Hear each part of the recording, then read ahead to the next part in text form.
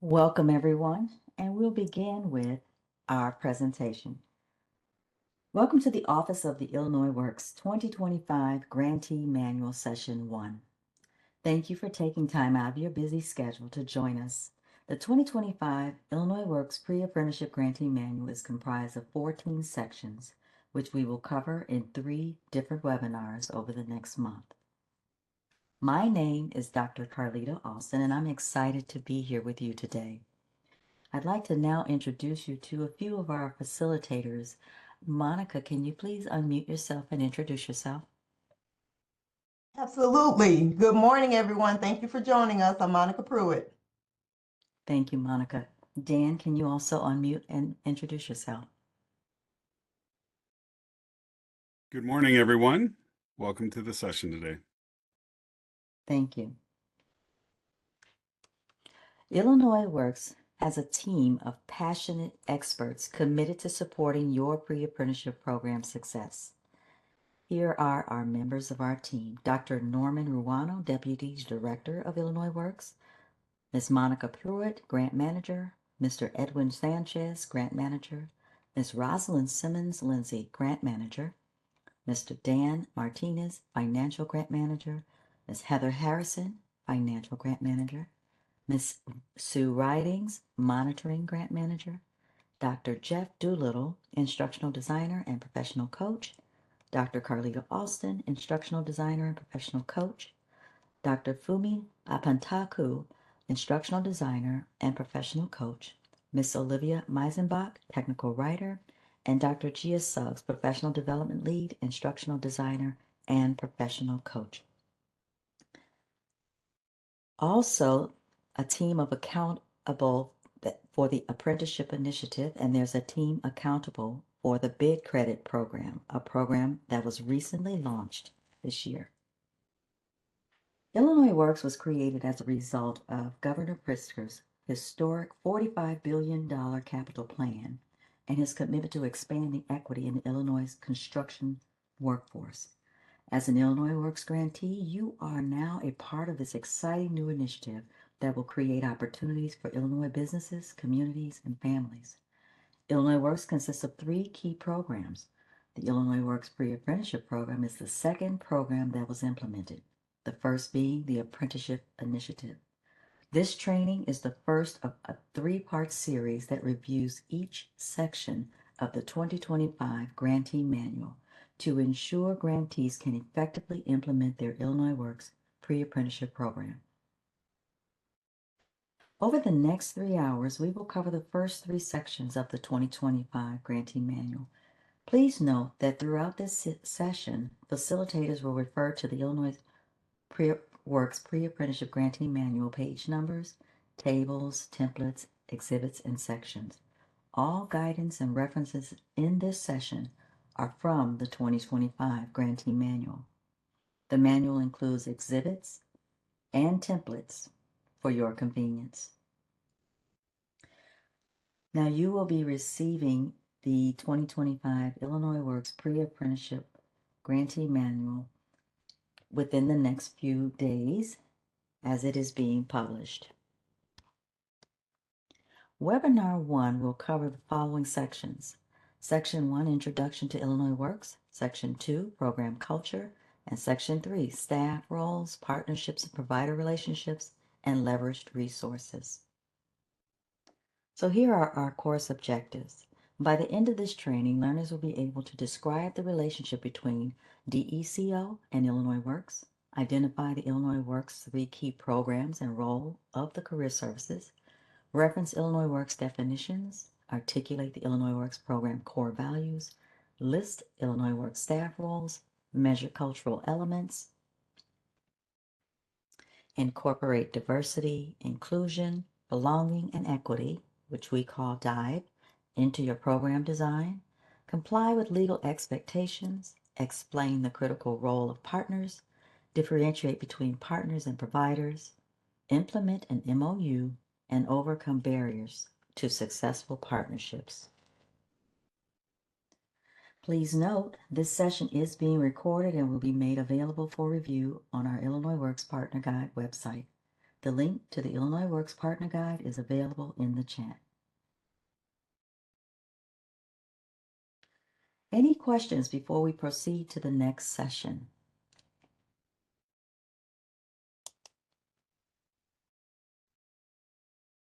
Okay, thank you.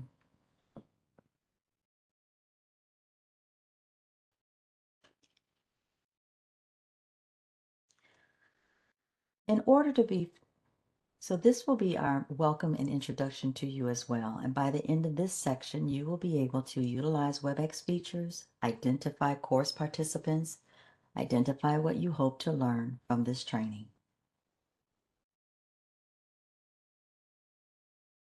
In order to be fully engaged, let us review some basic WebEx system functions. And as you see these functions appear, we want you to practice them along with us. The mute and unmute. Stop and start your video. Raise your hands. Emojis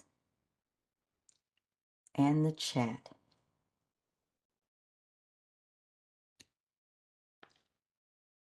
To help facilitate the best experience, please keep your line muted to manage potential interruptions during the training. The lines can be unmuted during question and answer sessions or group discussions. If you have a comment or a question, please share it in the chat or unmute yourself during the question and answer sessions at the end of each training section. Definitive points during the training will be, and we will ask questions at different points in the training. We will try to respond to as many of your comments and questions as possible within our allotted time. If you have further questions, comments, or feedback after this training, you can email us. The email address is being made available in the chat.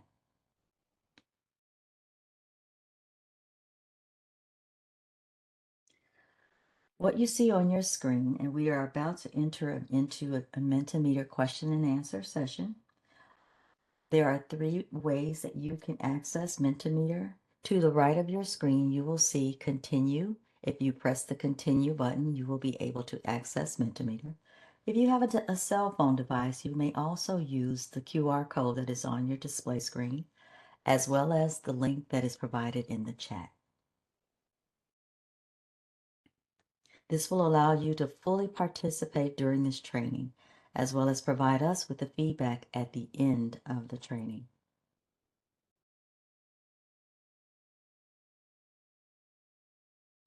Using Mentimeter, please answer the following questions. Your name, your organization or agency, your role, and your geographic location.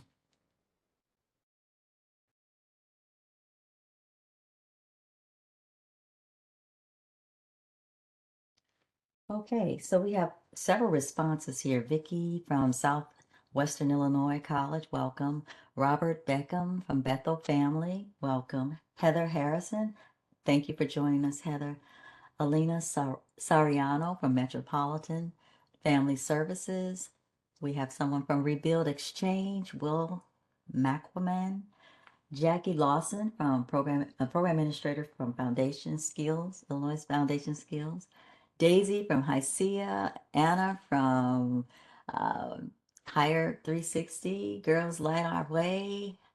Hector from HICEA. Amy from Southern Illinois. Roger from Metropolitan. We have Katie from Hire 360.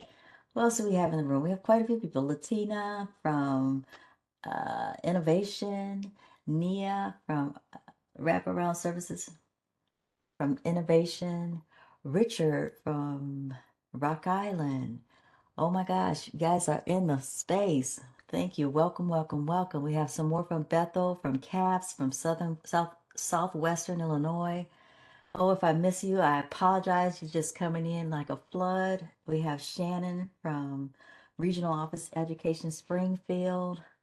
Antonio from Next Level Academy, Latanya from CAPS, Jasmine from Innovation. We have another Metropolitan Family, Center of Innovation.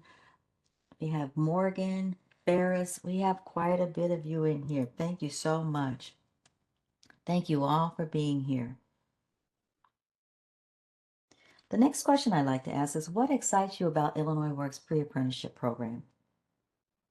What excites you about the Illinois Works Pre-Apprenticeship Program?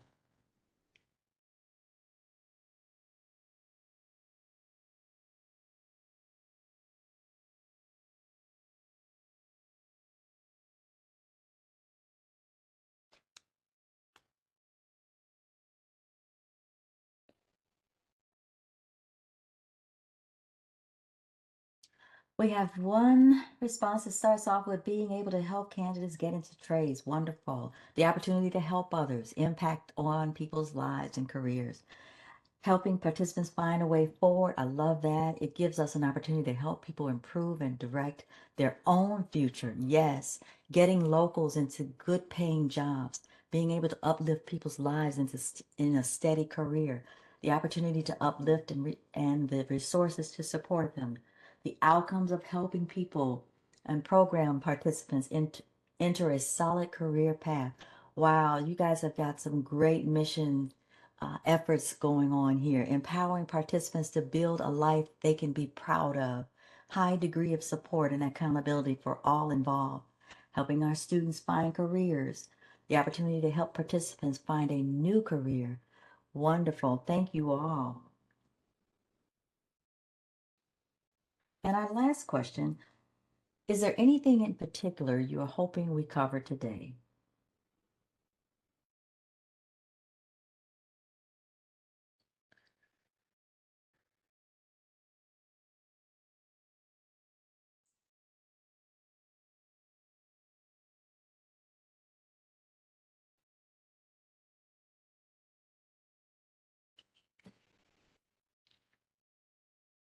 As we wait for a few more responses to start in, is there anything in particular you are hoping we cover today?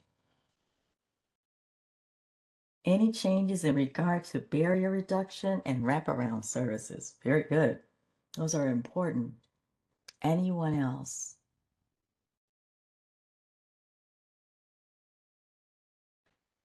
Details on partner development. Any changes in the program as a whole? Grantee manual changes and release date of manual. Data entry updates. Our role as a data coordinator and clear definitions and rules.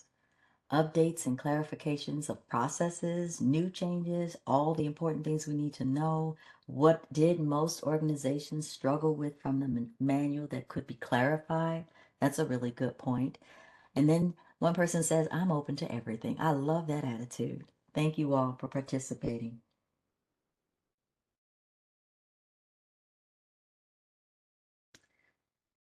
Okay, are there any questions as we proceed to the next section? Welcome back. And now we will cover DCEO and Illinois Works. By the end of this module, you'll be able to articulate the mission of the Department of Commerce and Economic Opportunity, we call DCEO, explain how the Illinois Works Job Programs Act supports the governor's 5-year economic plan, describe the benefits of apprenticeship programs. Let's start with Section 1 of the Illinois Works Pre-Apprenticeship Grantee Manual Introduction to Illinois Works.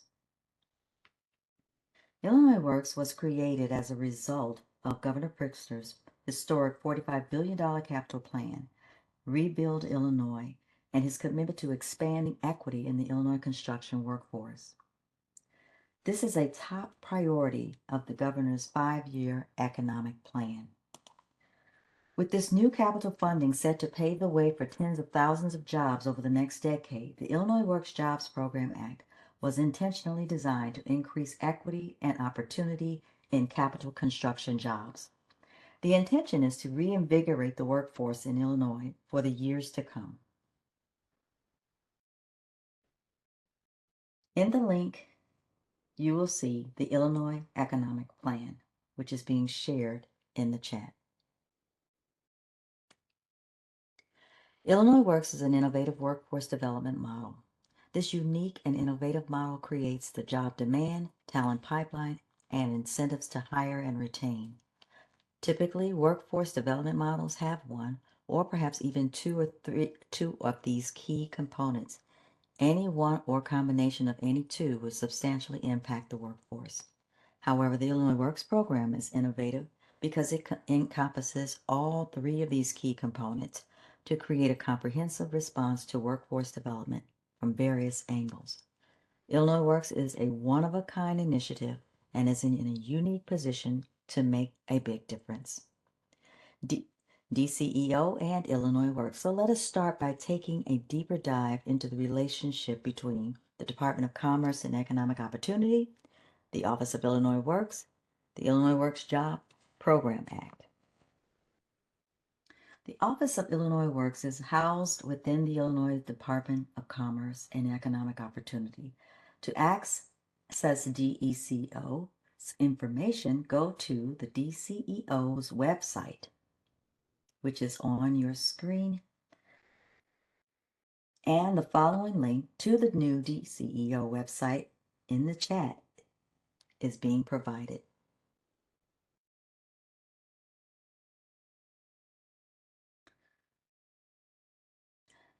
The Illinois Works search engine. Inside the Illinois Works search engine, select Illinois Works. It should be at the top of the list.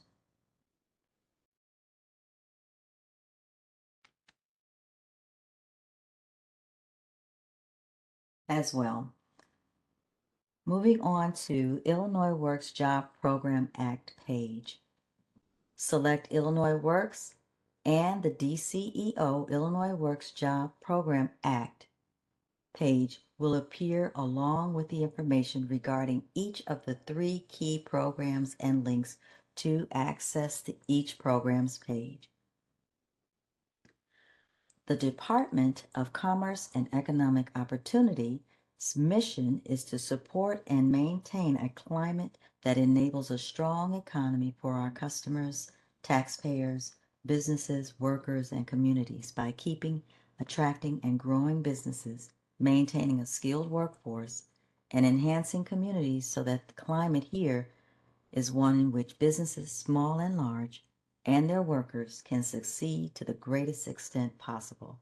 DCEO delivers impactful and efficient programs and services. We will now enter into our next question in Mentimeter. So for those of you who still see your continue button on the right-hand panel, you can go ahead and enter in or scan the QR code, and the link will be added into the chat. Our first question is, who does the DCO serve? Who does the DCO serve?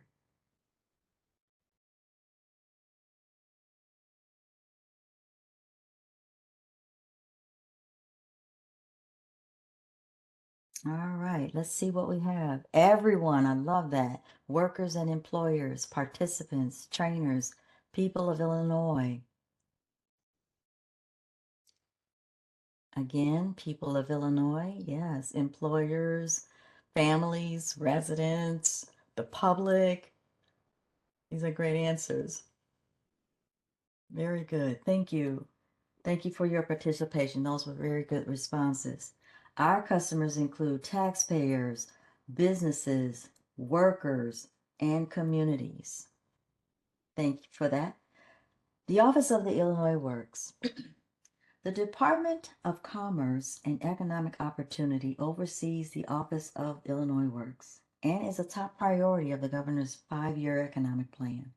Unfortunately, data shows that for too long, the construction industry and the trades have not been accessible for diverse communities, with fewer than 10% of the best paid apprenticeship extended to women and racial and ethnic minorities.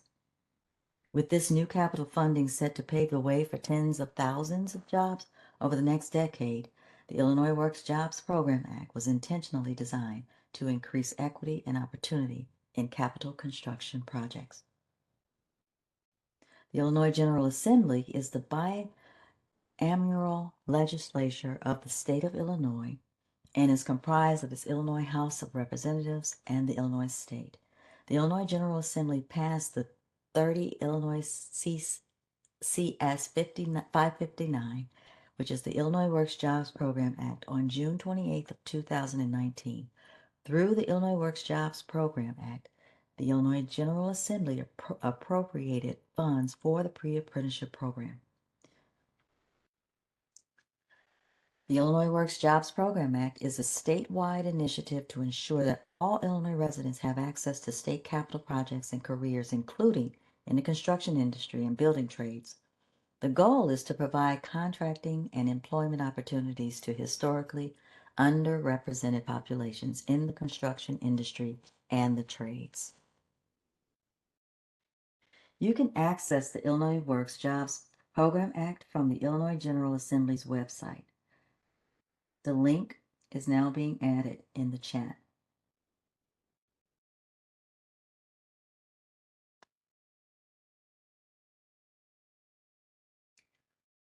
Unfortunately, data shows that far too long the construction industry and the trades have not been accessible for diverse communities, with fewer than 10% of the best paid apprenticeships extended to women and racial ethnic groups. The goal is to expand apprenticeship opportunities with a targeted focus on underrepresented populations, specifically women, people of color, and veterans. An expansion of apprenticeship opportunities will not only help boost employment and wages for more Illinois residents, but will also yield significant benefits for our economy at large, since the construction sector is projected to grow 12% in the next 10 years. On average, jobs in this sector pay about $18 per hour to apprentices enrolled in a DOL registered apprenticeship program, and $32 per hour to those that successfully graduate and achieve journey worker status. Investments in job training and construction industry also result in significant long-term economic impact for the state, totaling $1.2 billion. In fact, for every dollar invested in construction job training, Illinois obtains $11 in social and economic returns. The intention is to reinvigorate the workforce in Illinois for the future. This exciting new initiative will create opportunities for Illinois businesses, communities, and families. Let's now return to Mentimeter for our next question. Illinois Works is a top priority of Governor Pritzker's 5-year economic plan. So, using your Mentimeter, how do apprenticeship programs impact individuals, families, communities, and businesses? I'll give you a few minutes to get your thoughts collected and respond.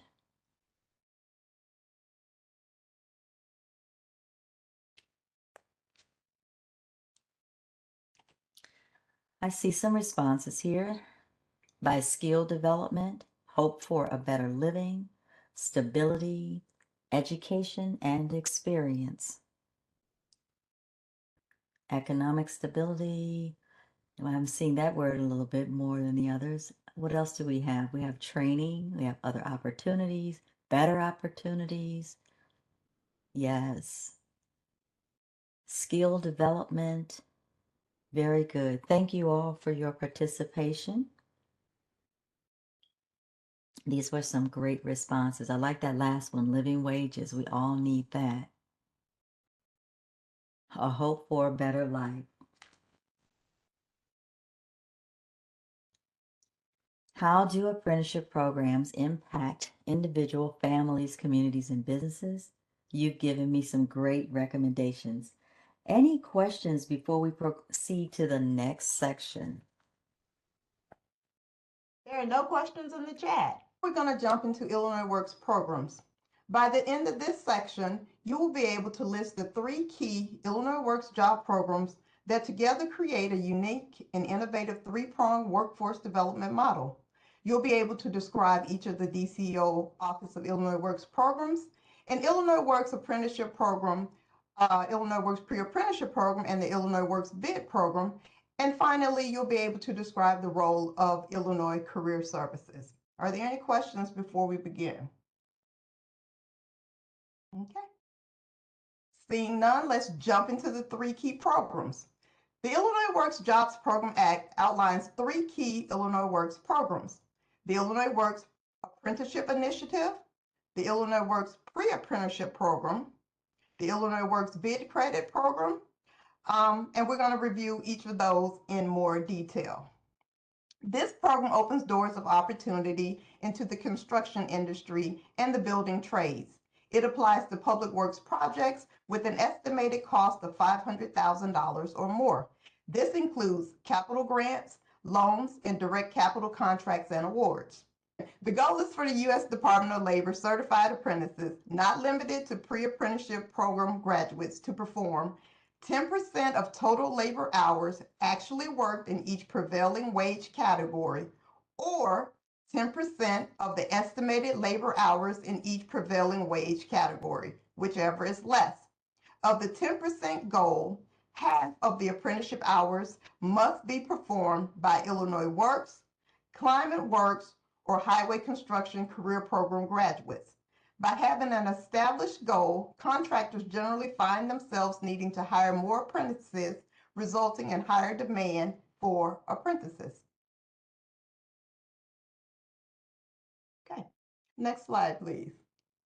Thank you. Currently, the Apprenticeship Initiative the initiative launched in June of 2020, and as of December 2023, the Apprenticeship Initiative was overseeing the implementation of over 1,000 projects worth over $6.5 billion.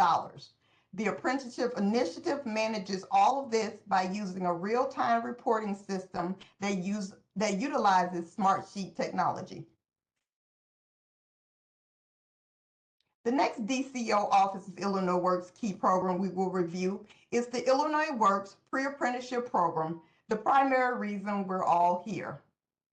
The Illinois Works Apprenticeship Initiative creates the demand for jobs, and the Illinois Works Pre-Apprenticeship Program creates the pipeline of diverse candidates to help respond to that demand. So as you stick around, you will get very familiar with the graphic of the puzzle pieces and how it shows how we all work together. The Illinois Works Pre-Apprenticeship Program, or ILWPP, creates qualified talent pipeline to fill job opportunities with diverse candidates. The pre-apprenticeship program launched in 2021 with 23 programs. This year, the network will contain 41 providers delivering services throughout the state of Illinois. Illinois Works Pre-Apprenticeship Program has 5 different models that are operational and being actively evaluated to determine how the program can best support differing workforce development organizations to bring about equity in construction and the building trades. In summary, this program delivers pre-apprenticeship skills training through a network of community-based organizations, including community colleges, faith-based organizations, and business associations, among others, and gives preference to underrepresented populations that have historically encountered barriers to entry or advancement in the trades, and this includes minorities, women, and veterans. Participants of the program attend tuition-free and receive a stipend and other supportive services to help address systemic, that one always gets me, barriers which prevent them from entering or succeeding in the construction industry and the trades. $25 million is appropriated annually for this grant program. As I said earlier, for program year 2025, 21 grantees, including all of you here across the state of Illinois, received an investment of approximately $20.5 million. The average award amount is $501,439. Our present network of providers has capacity to serve approximately 1,900 to 2,000 Illinois residents in all but one economic development region of the state of Illinois. Of the 41 grantees, 16 have been with the program since the first year when we launched in 2021. Another 15 are coming back for their second or third year, and 10 are new grantees who were invited to join the network for the 2025 program year. Okay. So at this point, you've heard a thing or two about the Illinois Works reporting system.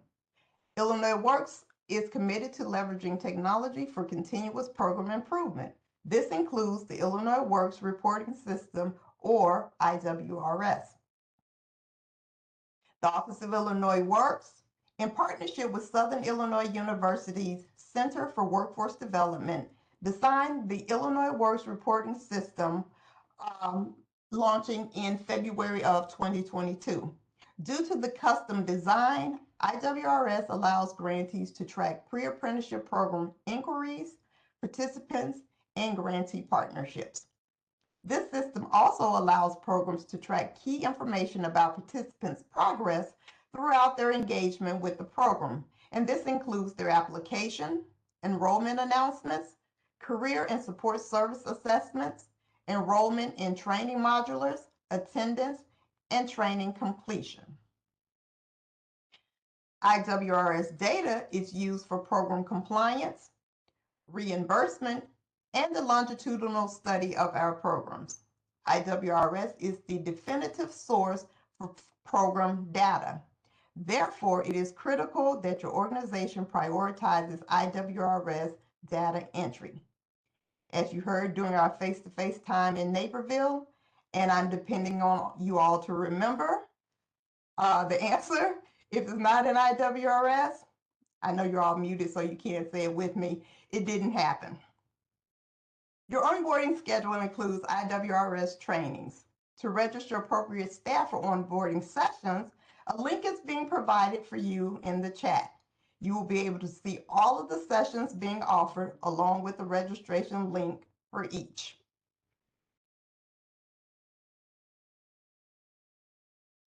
The Illinois Works Pre-Apprenticeship Program requirements are organized in the pre-apprentice life cycle. The pre-apprentice life cycle outlines the steps that participants take as they move through the pre-apprenticeship program. It tracks participants' progress from the initial program outreach to the post-transition follow-up. Each stage demonstrates an integral step in preparing participants to roll in a construction DOL registered apprenticeship program, often referred to as a RAP. As of December 31st, 2024, the far right column of the table displays the representation of underrepresented groups currently enrolled in the Illinois Works Pre-Apprenticeship Program. Given the current trends, Illinois Works is well positioned to impact equity in construction and the building trades in Illinois by decisively reaching out to recruiting, training, graduating, and transitioning key target underrepresented populations. Again, that includes women, minorities, and veterans.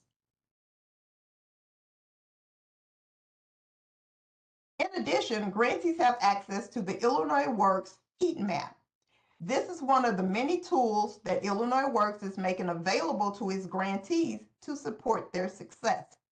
This technology provides an overview of statewide demographic data, Illinois Works project data, as well as the location and essential information for all Illinois pre-apprenticeship programs and DOL registered apprenticeship programs.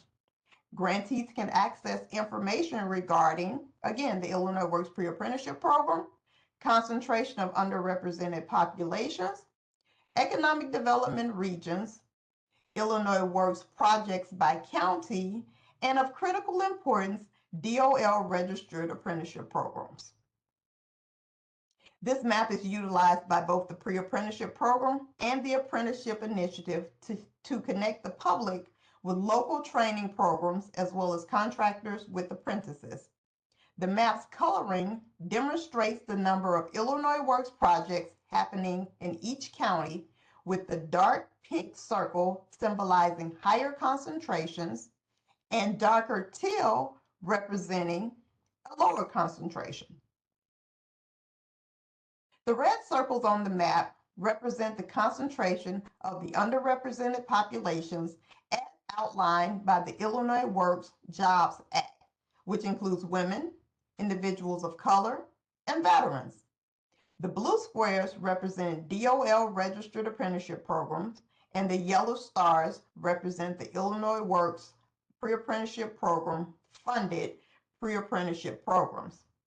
We are providing a link to the heat map in the chat. If you scroll to the bottom of the page and select View Larger Map, there you will be able to better see the colors and the symbols that I just described.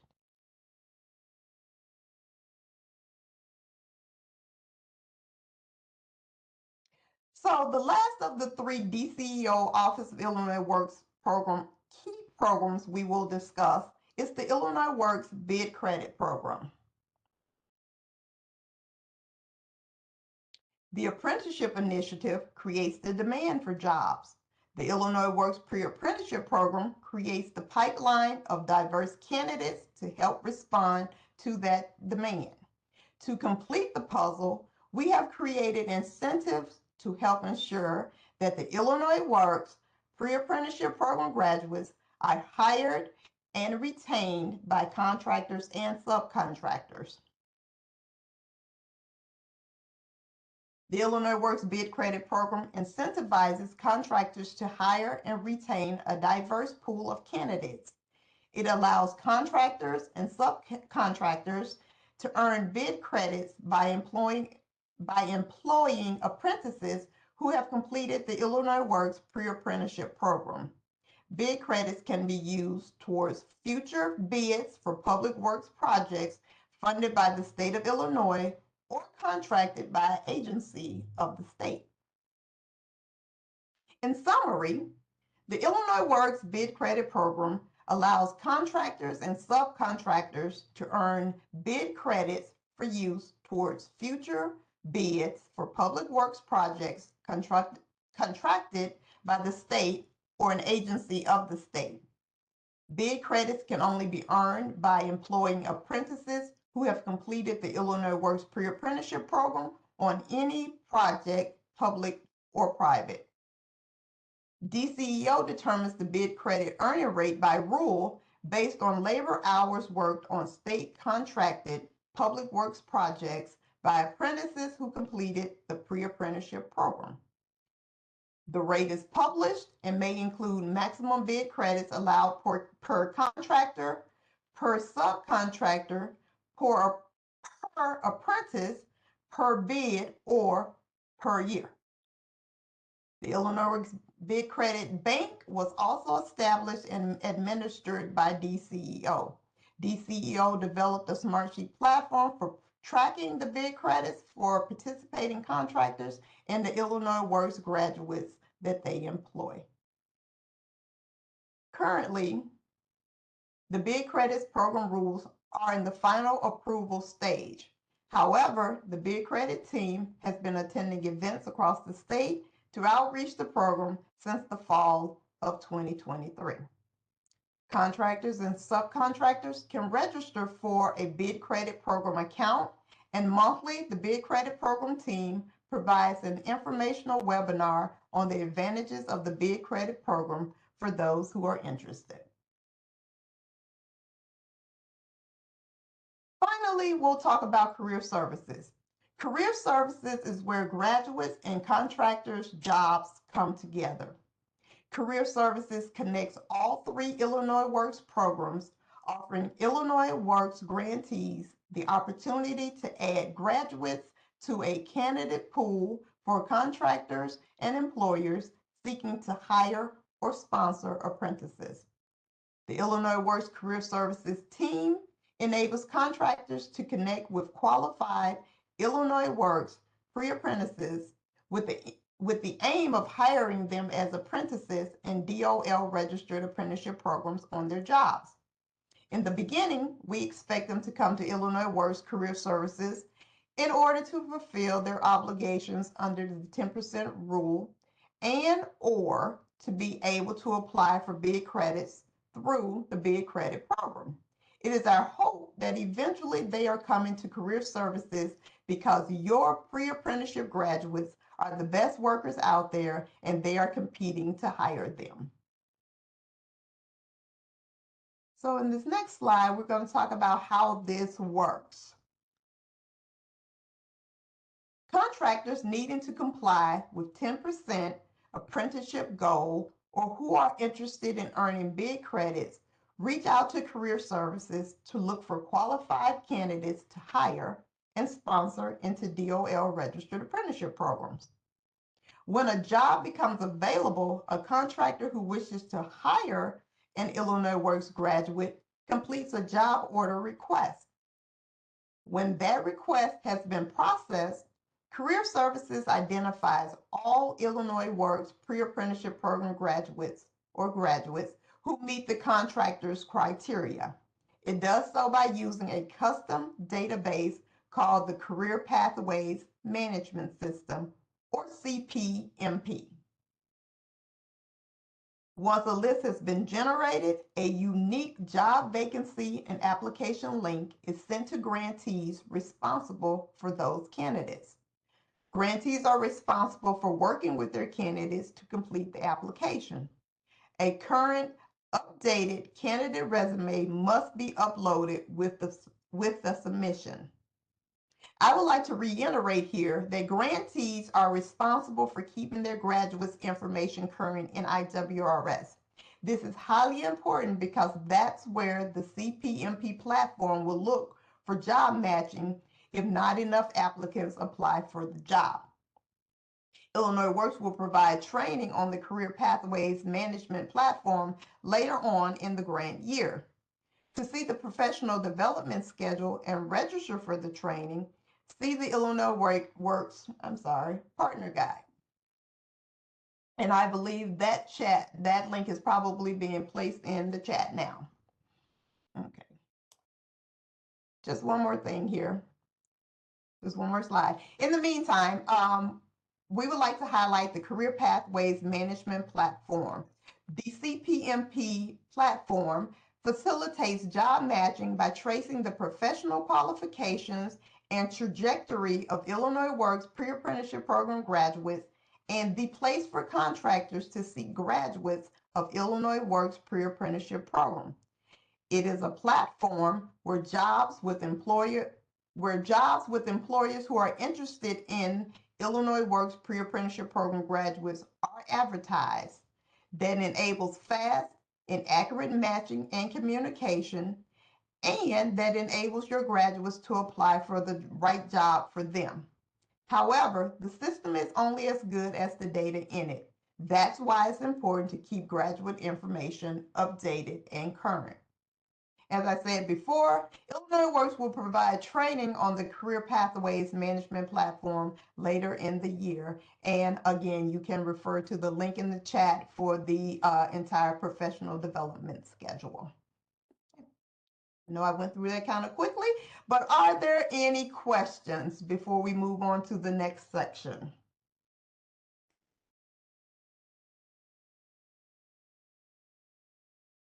Are there any questions? Monica, I do not see any questions in the chat. Well, that is absolutely excellent. Thank you for your time. Let us now review the Illinois Works program culture. Okay, thank you. We are going to now move to our program culture. By the end of this module, you'll be able to list the 6 Illinois Work Pre-Apprenticeship Program core values. Incorporate recommended tools to measure the utilization of the core values. Articulate the impact of an equity focus on Illinois Works program goals. Infuse diversity, inclusion, belonging, and equity into your program's culture, each of the program's elements, and each phase of the apprenticeship participant life cycle. Let's move on to section.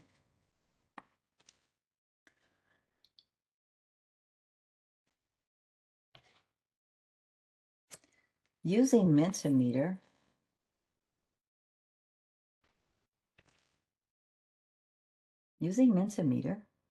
how does your organization define program culture?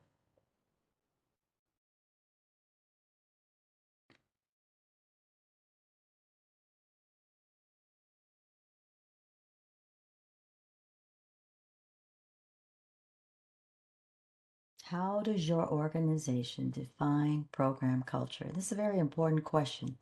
It helps you find a way to visualize how to incorporate the kind of culture that is going to be needed to really have a successful Illinois Works pre-apprenticeship program. I see some responses now. Shared values, mission and values, good. Audience needs, community collaboration, values, beliefs.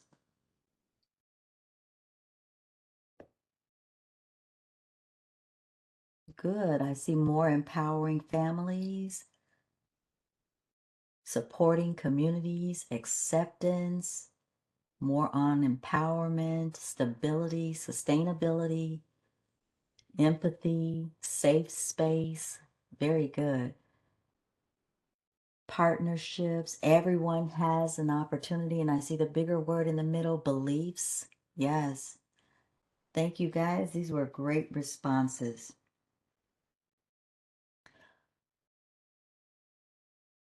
A program's culture refers to a program's environment. For our purposes, it is the patterns of beliefs, values, rituals, relationships, and practices shared by Illinois Works program grantees, and pre-apprenticeship partners, participants. The program culture is key to effective service delivery and participant outcomes.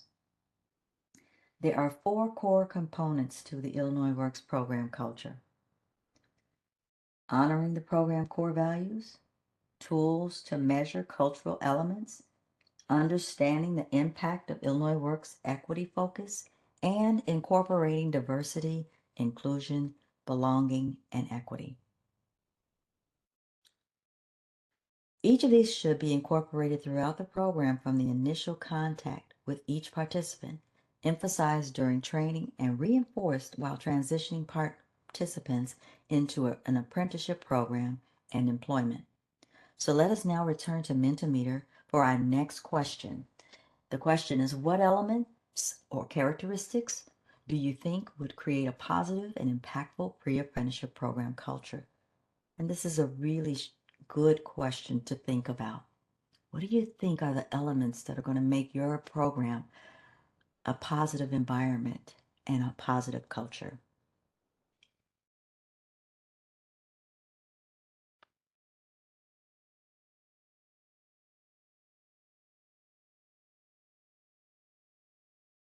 Okay, let's see what responses we are getting.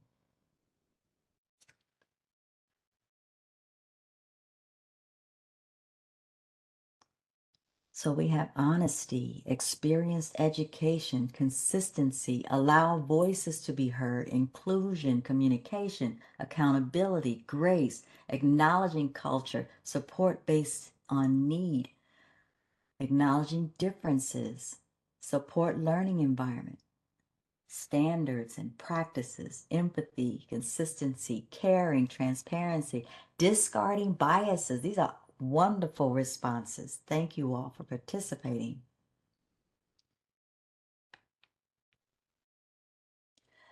Let us start with the first one, honoring the program core values. Illinois Works identified 6 program core values that are central to creating a positive and impactful program culture. Program core values are the foundational ethics and principles grantees are expected to incorporate throughout each phase of the pre-apprenticeship life cycle. They should serve as a guiding light for behavior and decision-making within the program. Each of these core values are intended to inspire and constrain actions to ensure the program maintains the highest ethics and principles and remains focused on bringing equity and inclusion to the construction and in trades. Number 1, overcome barriers. The foundation of the Illinois Works Pre-Apprenticeship Program is ensuring equitable access and opportunities to historically underrepresented populations. Illinois Works Pre-Apprenticeship grantees should focus on building an environment that eliminates or reduces the impact of structural barriers facing participants and celebrate cultural and ethnic differences. Number 2, empower for resilience and self-sufficiency. The program design and implementation should focus on how participants will complete the program successfully, but also on teaching participants long-term skills that will allow them to build resilience, become self-sufficient, and secure a long-term career. Number 3, impact through outcomes.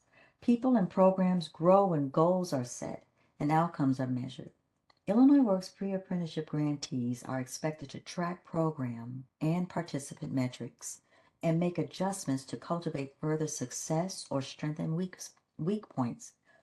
While outcomes are fueled by metrics, it's important to remember that outcomes also measure your program's impact and the difference you're making in the lives of the participants. It's a measure of your organization and program mission, not simply a number. Number 4, innovate persistently. Ongoing progress and adaptation allow for long-term success. This value focuses on helping the program and participants develop a drive to continue acquiring and strengthening skills. Number 5, build a community of collaboration. Successful learning is rooted in a safe, welcoming, and collaborative environment. Illinois Works Pre-Apprenticeship Program should develop an environment that promotes respect for all participants and staff, practices open and empathic listening, and attends to the lived experiences of all participants. And finally, number 6, maximize differences. Diversity, inclusion, belonging, equity is more than meeting certain metrics. It is ensuring that each participant feels they belong in the classroom, that their voice is heard, and that their contributions are valued.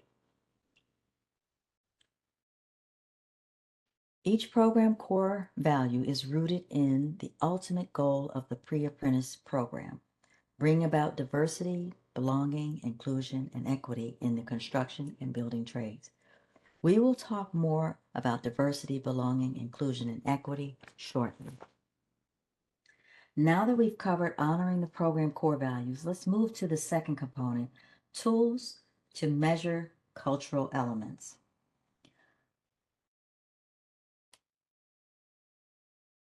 The next component of the program's culture are tools to measure core values. Having core values is great. However,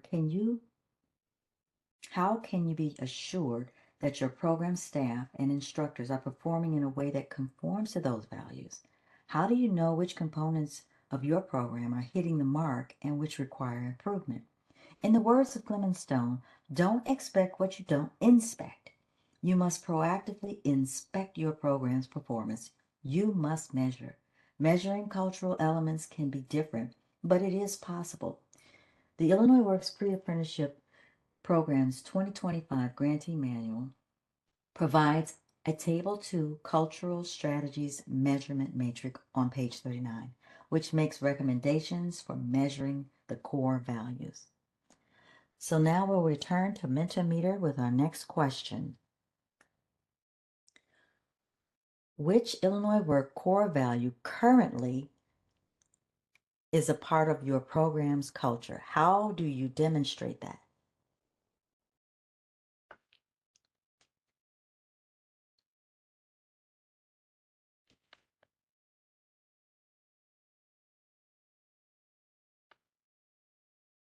Which Illinois Work core program part of your program's culture, and how do you demonstrate it? Equity, we teach financial literacy. Diversity, we seek out diverse candidates. Diversity, overcoming barriers by assisting participants with basic needs, providing resources in the community that can assist them as well. Equity for sure. Diversity.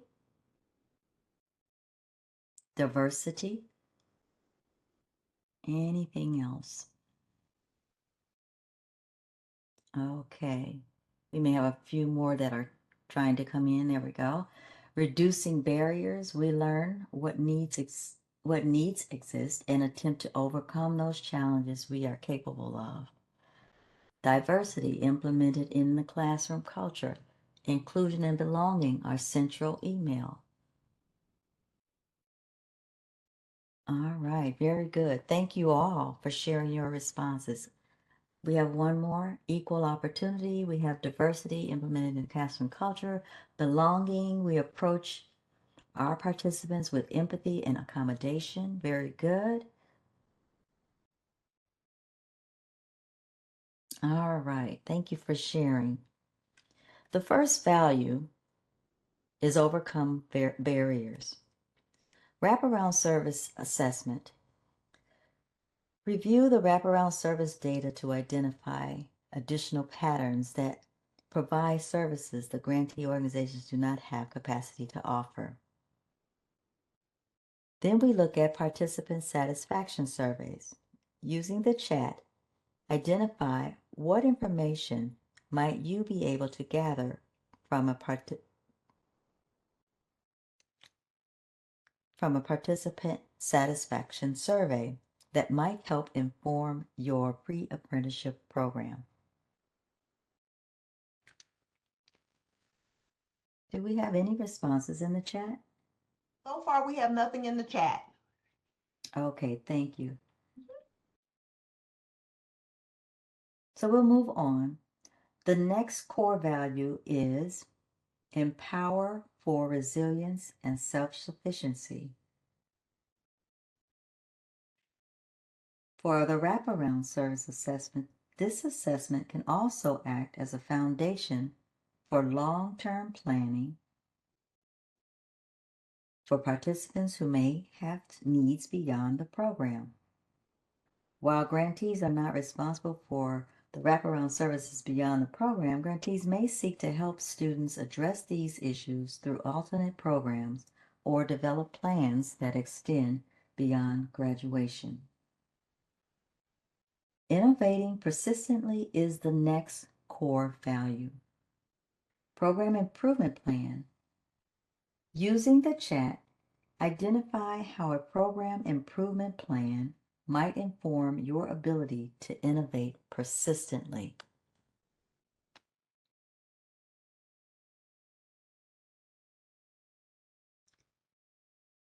How might a program improvement plan inform your ability to be innovative?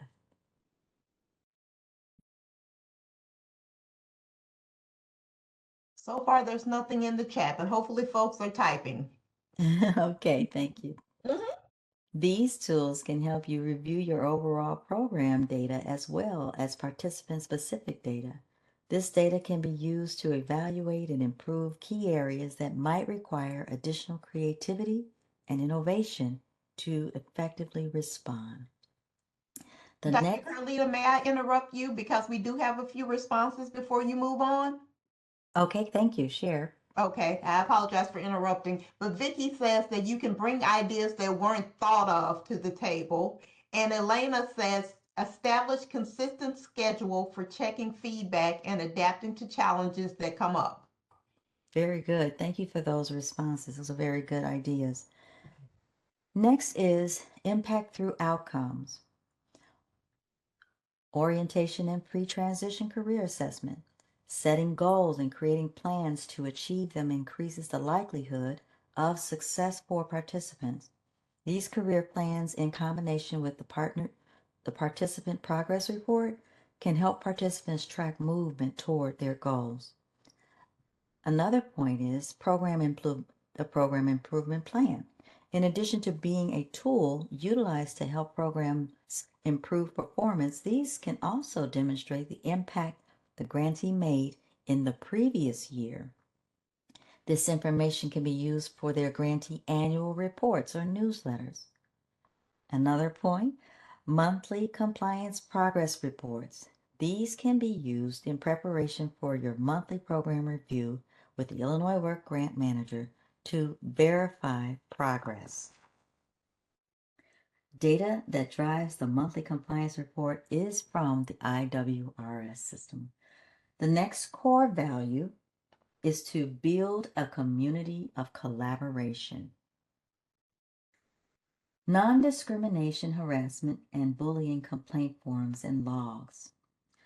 So a high number of complaints might be a warning sign, ensuring participants feel safe and that their concerns will be taken seriously is a key component in developing a collaborative environment. The next point is participant satisfaction survey. Satisfaction surveys provide a space for participants to rate the program on critical components such as offering support for target populations, empathetic listening, and ensuring instructors and program staff are trained in key areas like trauma-informed and gender-informed services. Kirkpatrick Level 1 evaluation can help measure satisfaction. More information regarding the Kirkpatrick Level 1 evaluation starts on page 137 in the 2025 Illinois Works Pre-Apprenticeship Grantee Manual. The 2025 Grantee Manual will be available next week. The last core value is maximize differences. First point, standardized interview. The wealth of information that can be gathered from these one-on-one interviews can be extremely helpful in program planning and helping connect students to one another, alumni, and apprenticeships. The next point is the exit interview. Similar to the standardized interview, these one-on-one confidential meetings can offer vital information about if or how well the program is maximizing difference and creating a culture of inclusion and belonging. These interviews are only for those participants who do not successfully complete the program. Negative exit interviews can act as a foundation for program improvement plans. The 2025 Grantee Manual provides an Exhibit 1 Illinois Works Pre-Apprenticeship Program Exit Interview for their use. And now we'll go into our next Mentimeter question. What tools do you plan to use to measure how well the core values are incorporated into your pre-apprenticeship program?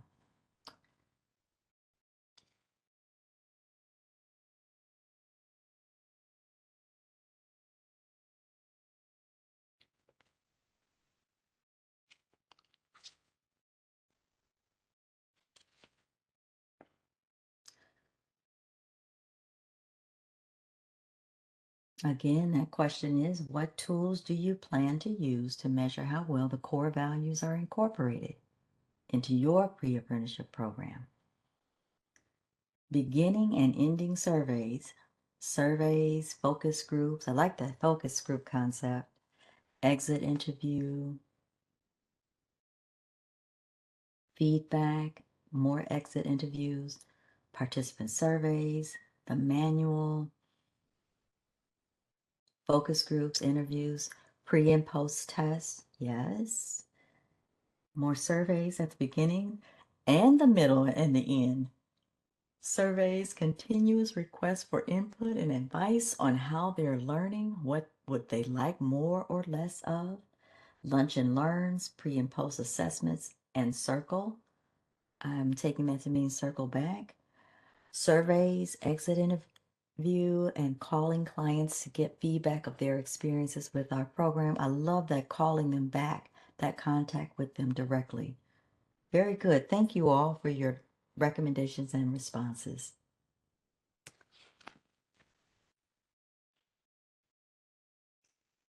The third program culture core element is understanding the impact of Illinois Works equity focus. An Illinois Works equity focus is the next component of the program's culture. Equity focus requires grantees to demonstrate their understanding of how race, ethnicity, and gender impact individual access to and experience within a construction and building trade pre-apprenticeship program. Having a clear understanding of the challenges relevant to equity allows your program to best respond. Data shows that construction industry as well as the trades have not been accessible for many diverse groups, resulting in fewer than 10% of apprenticeships being extended to women and minority groups in many of the higher paid trade jobs. Through your Mentimeter, what might be some factors that impact equity in construction and the building trades? What are your thoughts?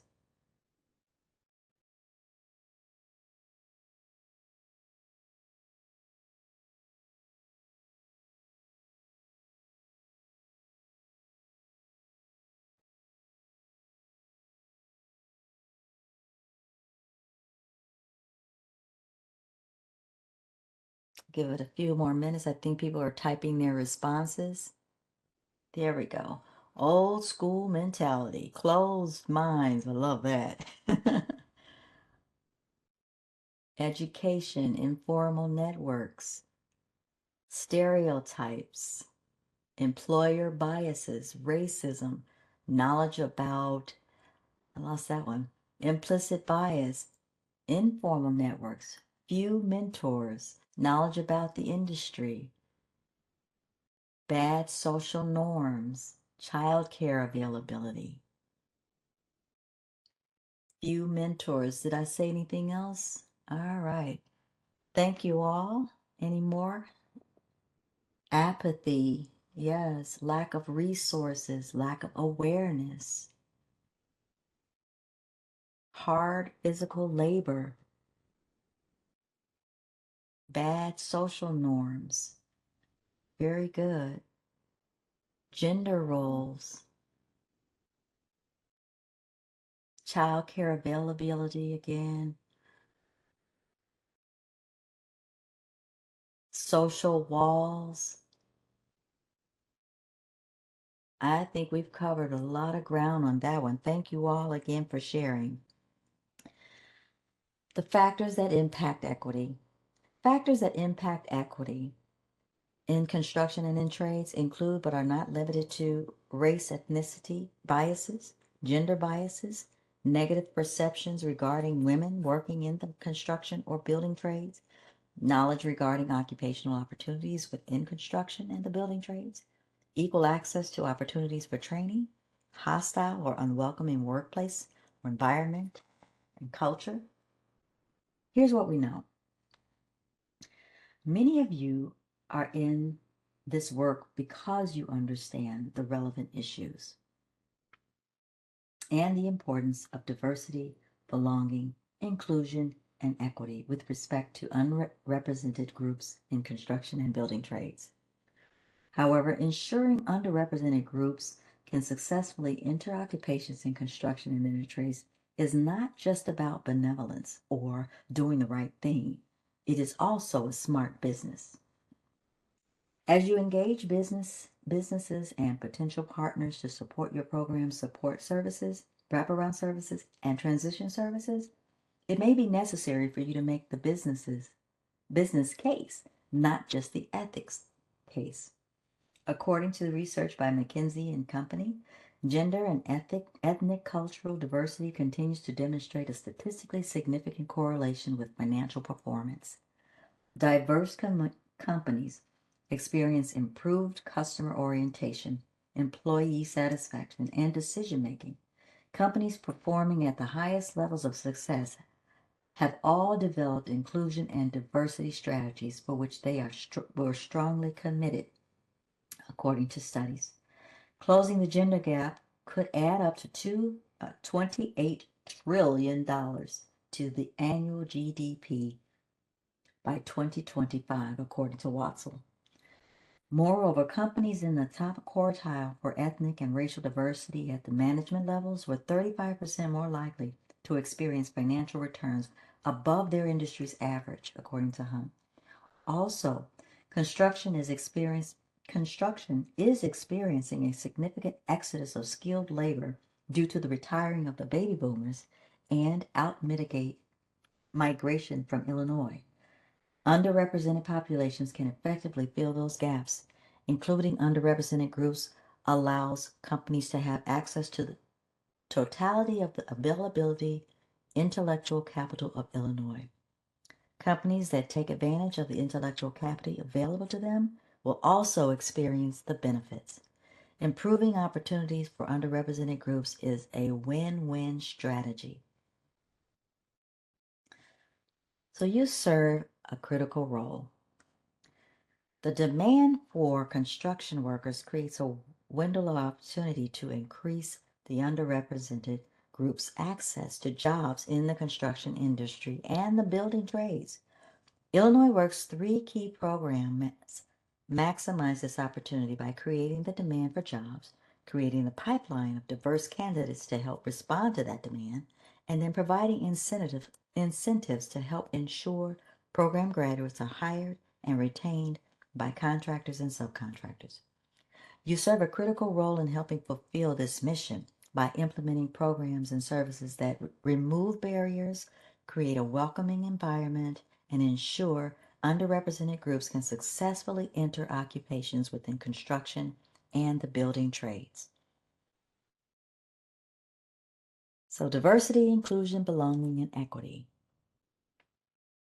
The last component of the program's culture is DIVE, diversity, inclusion, belonging, and equity. Successful implementation of the Illinois Works Pre-Apprenticeship Program integrates diversity, inclusion, belonging, and equity with the goal of fostering an environment that allows individuals to feel safe, participate fully, develop professionally, and reach their fullest potential. DIVE, in conjunction with all 6 of the Illinois Works Pre-Apprenticeship Program core values, should be woven into all aspects of the Illinois Works Pre-Apprenticeship Program. Let's start with diversity. A successful pre-apprenticeship program helps create a qualified talent pipeline to fill job opportunities in construction and the building trades with diverse candidates from underrepresented groups. Diversity is defined as the ways in which people differ, encompassing specific characteristics that may include, but not be limited to, race, ethnicity, gender, age, national origin, religion, disability, sexual orientation, socioeconomic status, education, marital status, language, and physical appearance. The Illinois Works Pre-Apprenticeship Program specifically targets the following diverse groups: women, people of color, and veterans. Diversity is a critical component, but incomplete. Access is a critical first step. An effort to increase diversity helps ensure that individuals from underrepresented groups are in the room. Once they are in the room, the goal is to help ensure that they do not leave. This requires a focus on inclusion. Inclusion is an environment in which individuals are treated fairly, respected, and have equal access to resources and opportunities. A focus on inclusion ensures participants can fully participate and contribute. While state and federal laws, as well as Illinois Works, require diversity, inclusion is a choice and must be proactively pursued. If they choose to stay in the room, we must have an environment that is conducive for success. This also requires a focus on belonging. Belonging is when participants are able to bring their authentic selves into the pre-apprenticeship training rooms and work sites. Belonging ensures participants feel valued, allows them to develop a positive connection, enhance their sense of well-being, and encourage them to maximize their fullest potential. The need to belong is fundamental to human experience. Belonging in this context may be new, but if the concept of belonging is unclear for some, then that belonging in the workplace impacts an individual's emotions, cognition, sense of self, self-efficacy, self-esteem, and ultimately performance. When a person's perception of themselves is different from how they are being treated, or even the nonverbal messages they receive from their environment, this can create a negative experience.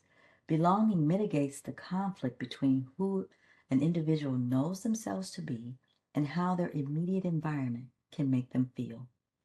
Grantees need to take positive actions that make participants feel they belong in the program. When participants feel like they belong, their voices are being heard, their contributions are valued, and differences are acknowledged and affirmed. Equity. The last of these is equity. The word equity appears twice when addressing program culture.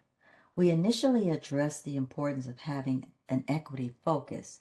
Having an equity focus requires program staff to understand how race, ethnicity, and gender impact their experience within the construction and building trade pre-apprenticeship program. Having an understanding is only half the battle. We now need to put that understanding into action. Equity, along with diversity, belonging, and inclusion, create an environment where participants feel safe, can be fully engaged, and develop professionally. It is important to note diversity alone doesn't guarantee equity. The goal of diversity is to ensure that underrepresented groups are in the room. Inclusion and belonging helps keep them in the room and cultivate an environment for success.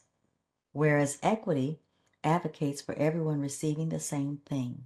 Equality advocates for everyone receiving the same thing. Equity recognizes that each person has different needs, presents with different circumstances, and receives resources and opportunities based on those needs. In other words, equity levels the playing field. To maximize the impact of and the effectiveness of diversity, inclusion, belonging, and equity efforts, and to help ensure compliance with the Illinois Works mandates, Illinois Works will provide technical assistance and training related to the following topics: DIVE, diversity, inclusion, belonging, and equity, and understanding barriers to employment in the construction industry. More information related to upcoming training can be found on the Illinois Works Partner Guide website and published in the 2025 PD Grantee schedule.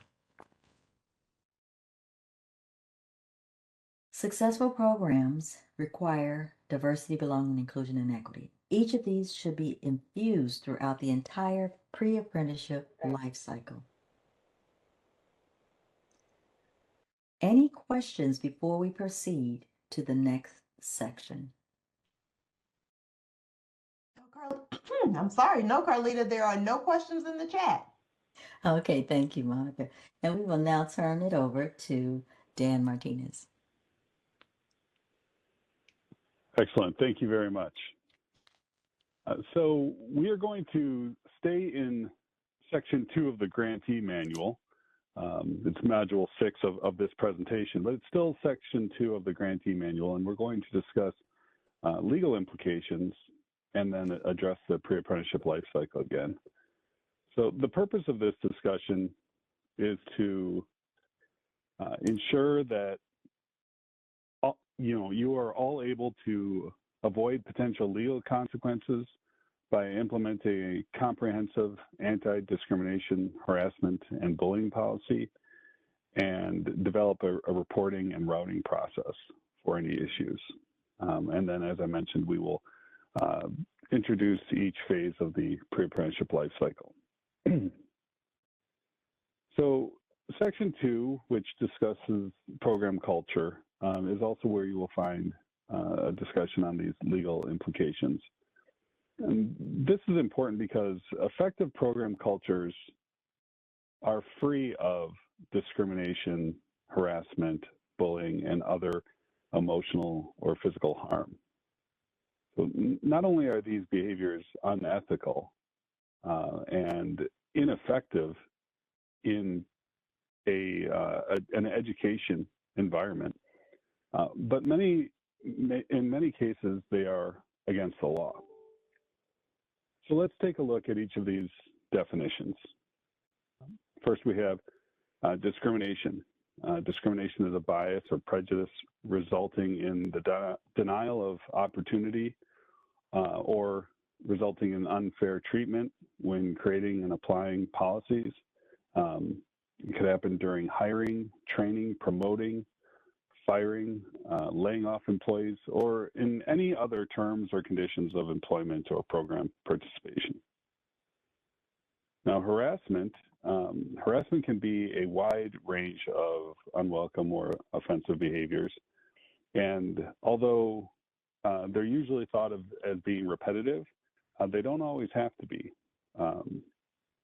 Then we have bullying. Bullying is a persistent pattern of mistreatment from others in the workplace or training environment that causes physical or emotional harm. It can include things like verbal or nonverbal, psychological abuse, physical abuse, humiliation. And then workplace harassment and discrimination is illegal. So we have to understand that individual rights are protected by local, state, and federal legislation, which we'll talk about in just a moment.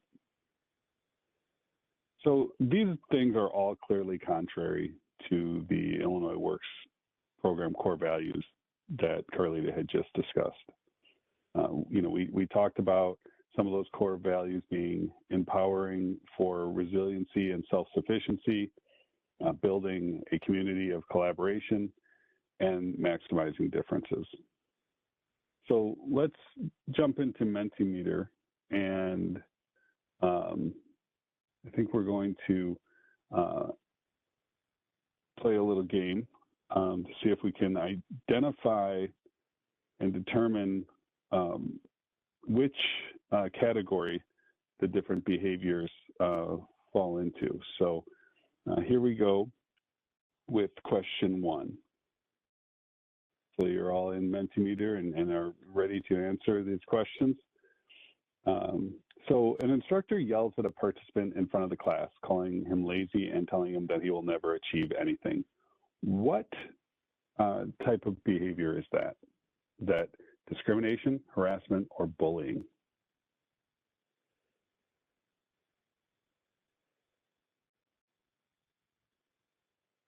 So we had all 12 people that chose to participate. You got the right answer there.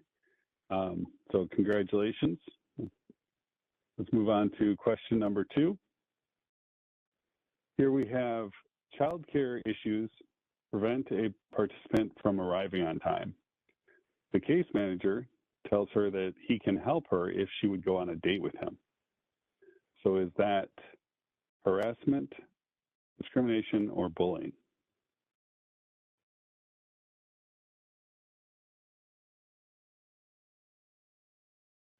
I have a feeling we're going to get 19 out of 19. Great. We've had a couple people join in. We do have about 50 people on the webinar, so I'm glad that 19 of you were able to get in there and you all answered correctly. That's phenomenal.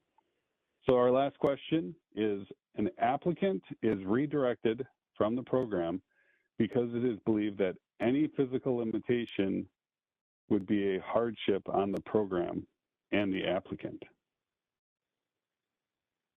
So again, the applicant was redirected from the program because it was believed that that person would be a hardship on the program, and the physical limitations the applicant has would be a hardship. So is that harassment, discrimination, or bullying?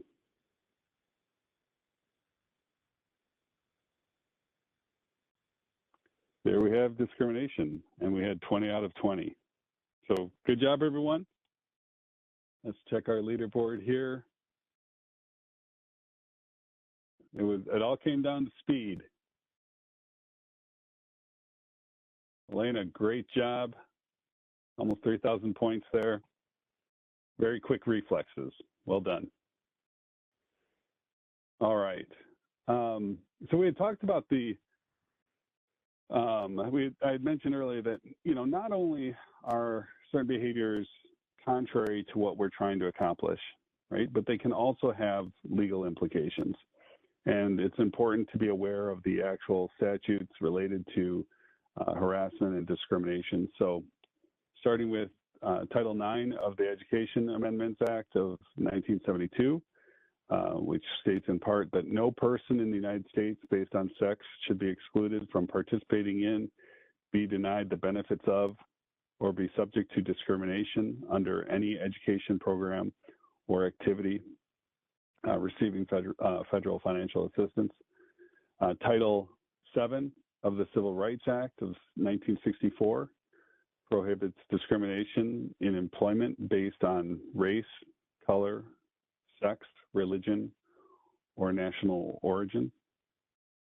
The Equal Pay Act of 1963 is a labor law that amended a different law, Fair Labor Standards Act, and that abolished wage disparity based on sex. There's also the Illinois Human Rights Act, which is a sweeping state law that prohibits discrimination with respect to, I'm going to go through a whole list here: age, ancestry, arrest record, citizenship status, color, disability, whether that be mental or physical, gender identity, marital status, military status, national origin, orders of protection, pregnancy, race, religion, sex, and sexual orientation, or even an unfavorable military discharge. And then finally, we have the Americans with Disabilities Act of 1990, which prohibits discrimination against people who are physically or mentally challenged who are able to perform the essential functions of the job, and it requires employers to offer reasonable accommodations to those workers to do their jobs. So if any of these have been violated, or if your program is accused of a violation, or if a participant or program staff member suspects a violation, you want to be the first to know, not the last. You know, it's often your response to an incident that determines the outcome, and especially with regard to legal implications. The U.S. Equal Opportunity Commission is responsible for enforcing many of the statutes that I just talked about. And the Illinois Human Rights Commission enforces state laws. So a proactive approach can help protect your organization, as well as protecting the program participants that we're all here to serve, which is really the point of the program. And the Illinois Works 2025 Grantee Manual provides a few tools to assist you in dealing with these matters. So when we take a look at some of the supportive tools, we have template 1 in the back of the Grantee Manual provides a sample discrimination, harassment, and bullying policy. This provides a clear communication regarding expectations as they relate to discrimination, harassment, and bullying.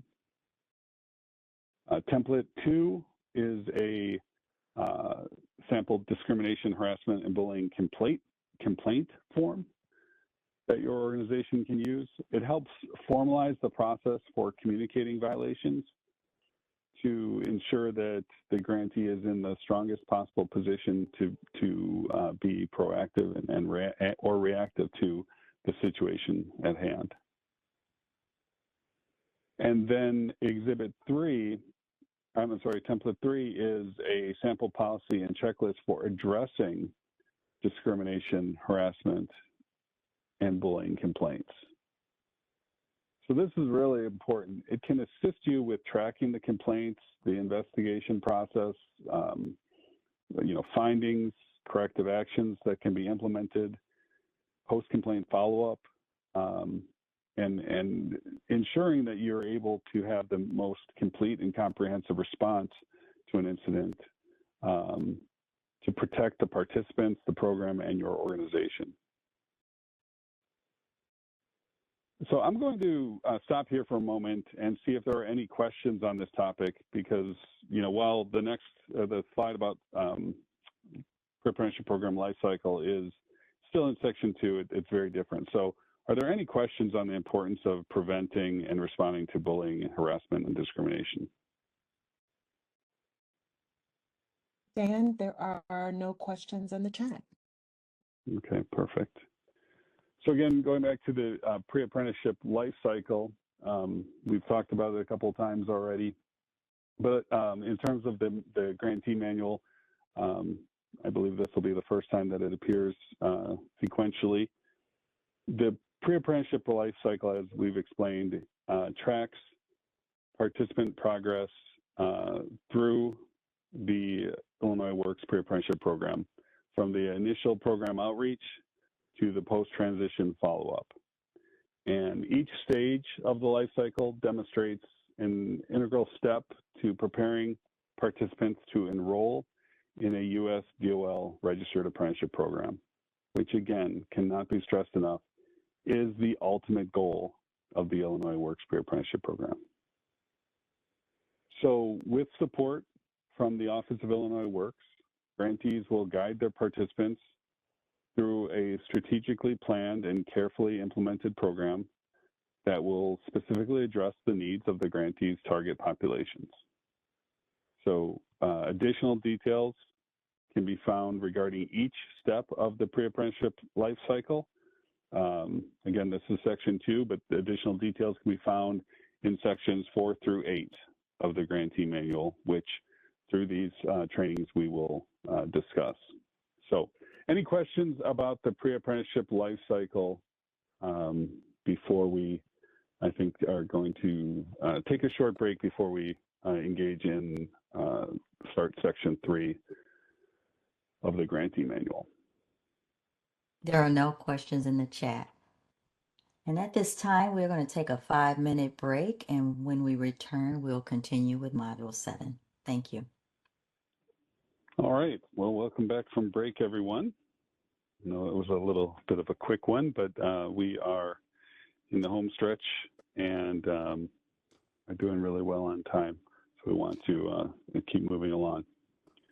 So as I mentioned, we are on Module 7, but this is Section 3 of the Grantee Manual. So we're going to be discussing staff roles, partner and provider relationships, leverage resources. Within this section, we expect for you to understand the assignment of staff roles and responsibilities and how you do that within your organization to team members, differentiate between partners and providers, understand the requirements of a grantee or recipient versus a sub-grantee or subrecipient versus a contractor or a vendor, and utilize strategies for leveraging resources and collaborations. So staff roles are the first topic that we'll discuss here, and they are the most critical part of any successful program. The Illinois Works Pre-Apprenticeship Program requires several roles and responsibilities to be covered to ensure participants are supported and successful as they navigate through the program. On your screen, you will see a list of the staff roles that Illinois Works expects all grantees to have in their programs. Please keep in mind that one person can cover several roles at a time, but there are some roles that we require a single person to staff, and other roles that we may have just found that programs are more successful when they have a single individual responsible for that given role. And we'll note those as I walk through them. So let's start with the program administrator. So this person is responsible for program compliance, ensuring the performance metrics are met and required reporting is done. They oversee, obviously, the program operations. They onboard staff, monitor the performance of the other roles. So it's important to know, we talk a lot of times about, what's happening in your building versus what's happening in IWRS and your reporting. So ultimately, this person is responsible for both of those, right? They want to make sure that what's happening in their program operations in real life, is appropriate. But they also need to ensure that what's being reported to the Office of Illinois Works in the state of Illinois is accurate and timely as well. So you can refer to sections 9 through 14 of the Grantee Manual for more information on that person's role. Then we have the Outreach and Recruitment Coordinator.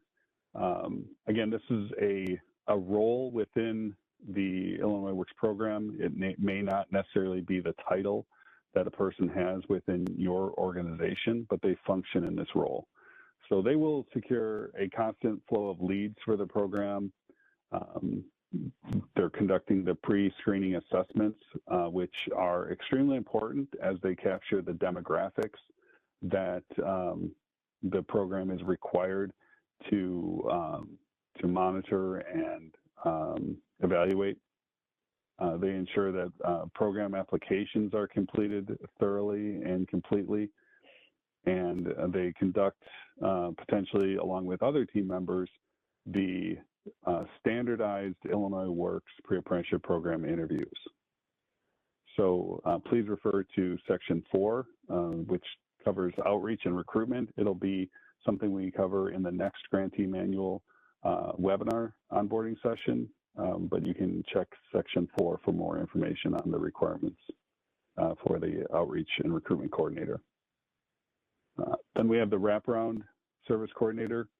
This person is responsible for the non-academic supports that participants will need. And that begins with conducting the wraparound service assessment with each participant that is enrolling into the program.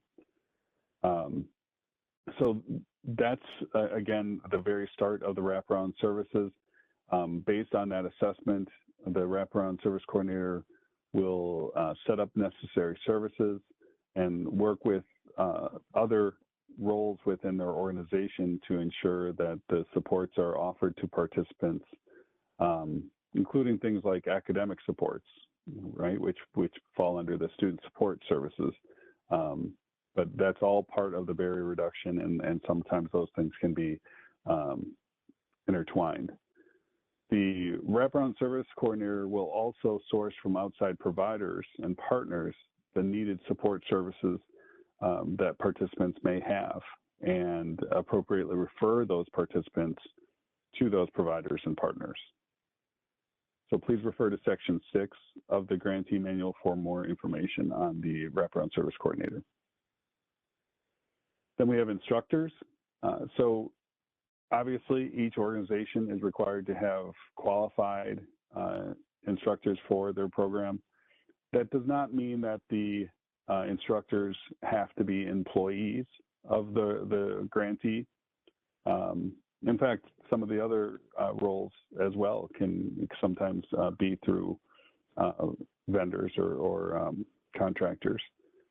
But when they're not employees, then programs will have a contract with that individual or partner organization to ensure that they're carrying out the requirements of the role, and in this case, the training portion of the pre-apprenticeship program. Instructors obviously are providing the classroom training, the hands-on training, the worksite training, and generally the tutoring and makeup sessions and post-assessments that go along with the instruction of the pre-apprenticeship program. So one thing to note, that instructors have to be qualified, and while some instructors may be experienced and certified in construction training, there are other key components of the Illinois Works pre-apprenticeship program, such as construction math, that may need different instructors that are more experienced in providing math instruction. There are employability skills that need to be provided to the participants, and again, you need to ensure that your instructors are experienced and qualified to provide those. So please refer to section 7 of the Grantee Manual for more information regarding instructor certifications and requirements. Then we have the Student Support Services Coordinator. So this person is responsible for the academic needs of students, specifically the implementation of the student support services. So, things like hosting makeup sessions, post-assessment retakes, providing participants with updates on, their progress, action plans to improve, their performance, monitoring, obviously that academic component, but also their attendance. So it's extremely important that participants know that they must attend 80% of the required hours for each module, not just the training program overall, but for each module. And that Student Support Services Coordinator takes an active role in ensuring that the attendance is being completed properly. So you can find more information about the Student Support Service Coordinator in section 6 of the Grantee Manual. We also have the Transition Service Coordinator. this person is responsible for ensuring that the orientation career assessment, which happens on day 1, is completed, and the pre-transition career assessment, which happens toward, well, generally 3 to 4 weeks before the end of the program, are completed. And those 2 career assessments combine to form, an outline plans for the entire cohort, but also individualized career plans for each participant. They may include the creation of resumes, the delivery of career readiness services, like a mock interview, assistance with completing a specific registered apprenticeship program's application.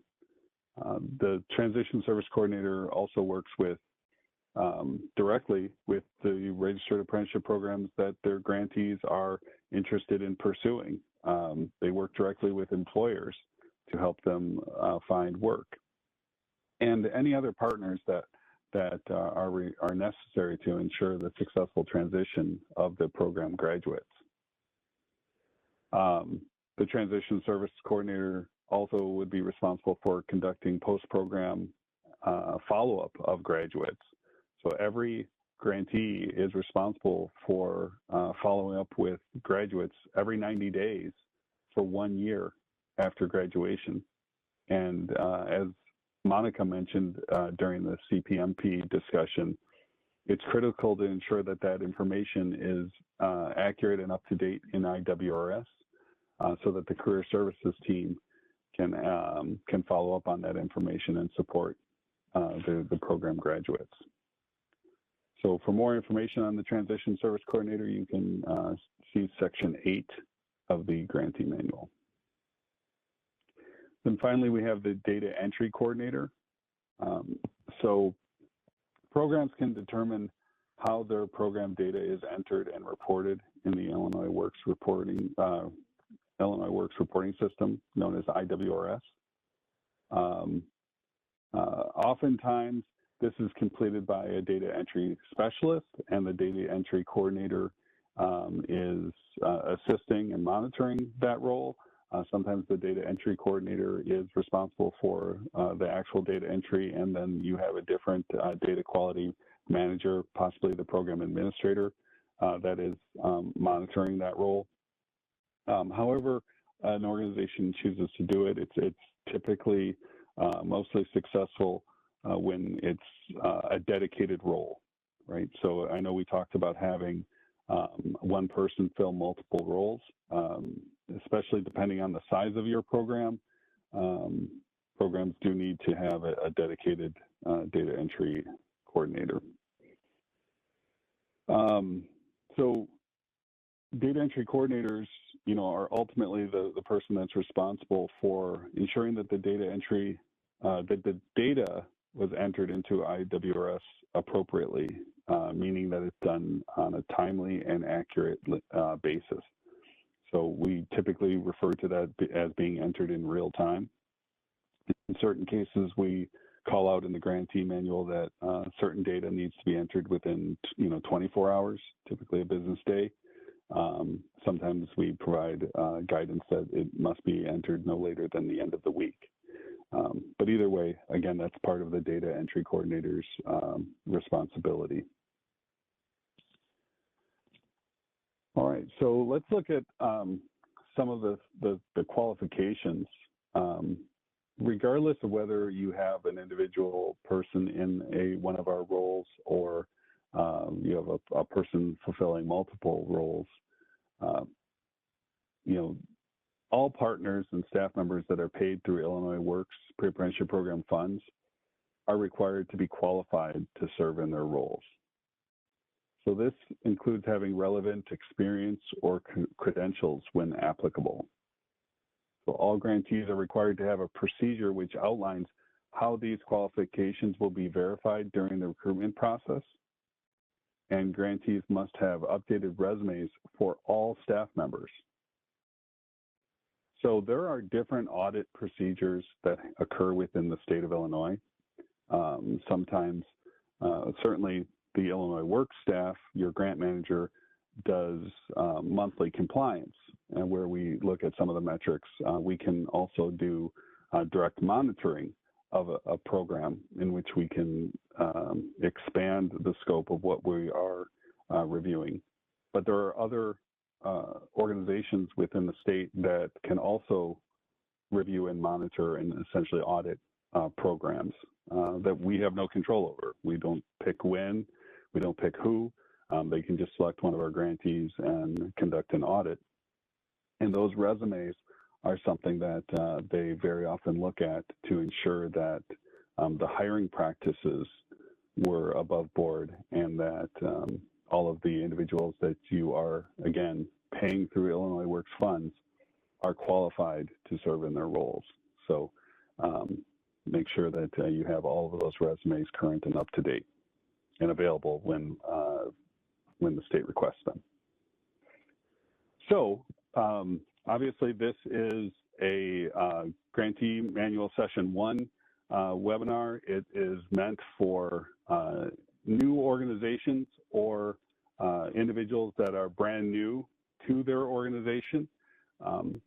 So with that in mind, some of the roles that your organization has that we just reviewed, your organization may not have staffed them yet, but let's use Mentimeter to identify which ones your program has already staffed. And again, this is just a snapshot, right, as to where we currently stand. There is expected to be some room to grow. Program administrator, that's great. It looks like that's off to kind of an early head start. I do see down there at the bottom, the data entry coordinator has an early and active lead. That is phenomenal because it's an extremely important role. The health and success of a program means that, in order to ensure the health and success of a program, they have to be properly funded. This being a performance-based fund reimbursement model, that data entry coordinator is extremely important, and I think we've made that clear both in Naperville and during other meetings. So that's great that that one is so highly staffed already. Outreach and recruitment coordinator, one of the lagging ones, that's fine. Obviously, that needs to be put into place so that your organization can get ramped up in anticipation of that first cohort in order to recruit the participants.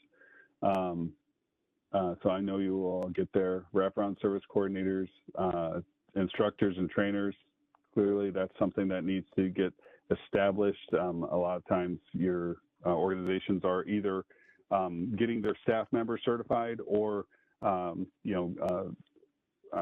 negotiating those contracts with vendors. So that's something that's good to get out in front of the student support services coordinator. You guys are doing well with, and the transition service coordinator is still in process. Again, a very important one because that is ultimately, can't say it enough, that is the goal. That is the purpose of the Illinois Works Pre-Apprenticeship Program, is to get your graduates transitioned to a USDOL registered apprenticeship program. And a question in the chat, is now a good time or shall I hold it? Sure, we can check with that now. Okay, so this is from Rashid, and Rashid is asking the question, is it possible that roles are done or can be done by one person, i.e. one person doing two or more roles? Yes, yep. We tried to make that clear that you can have, say, your wraparound service coordinator may also function as the student support services coordinator. One person can fulfill multiple roles. We did highlight that the transition service coordinator does need to be a dedicated position.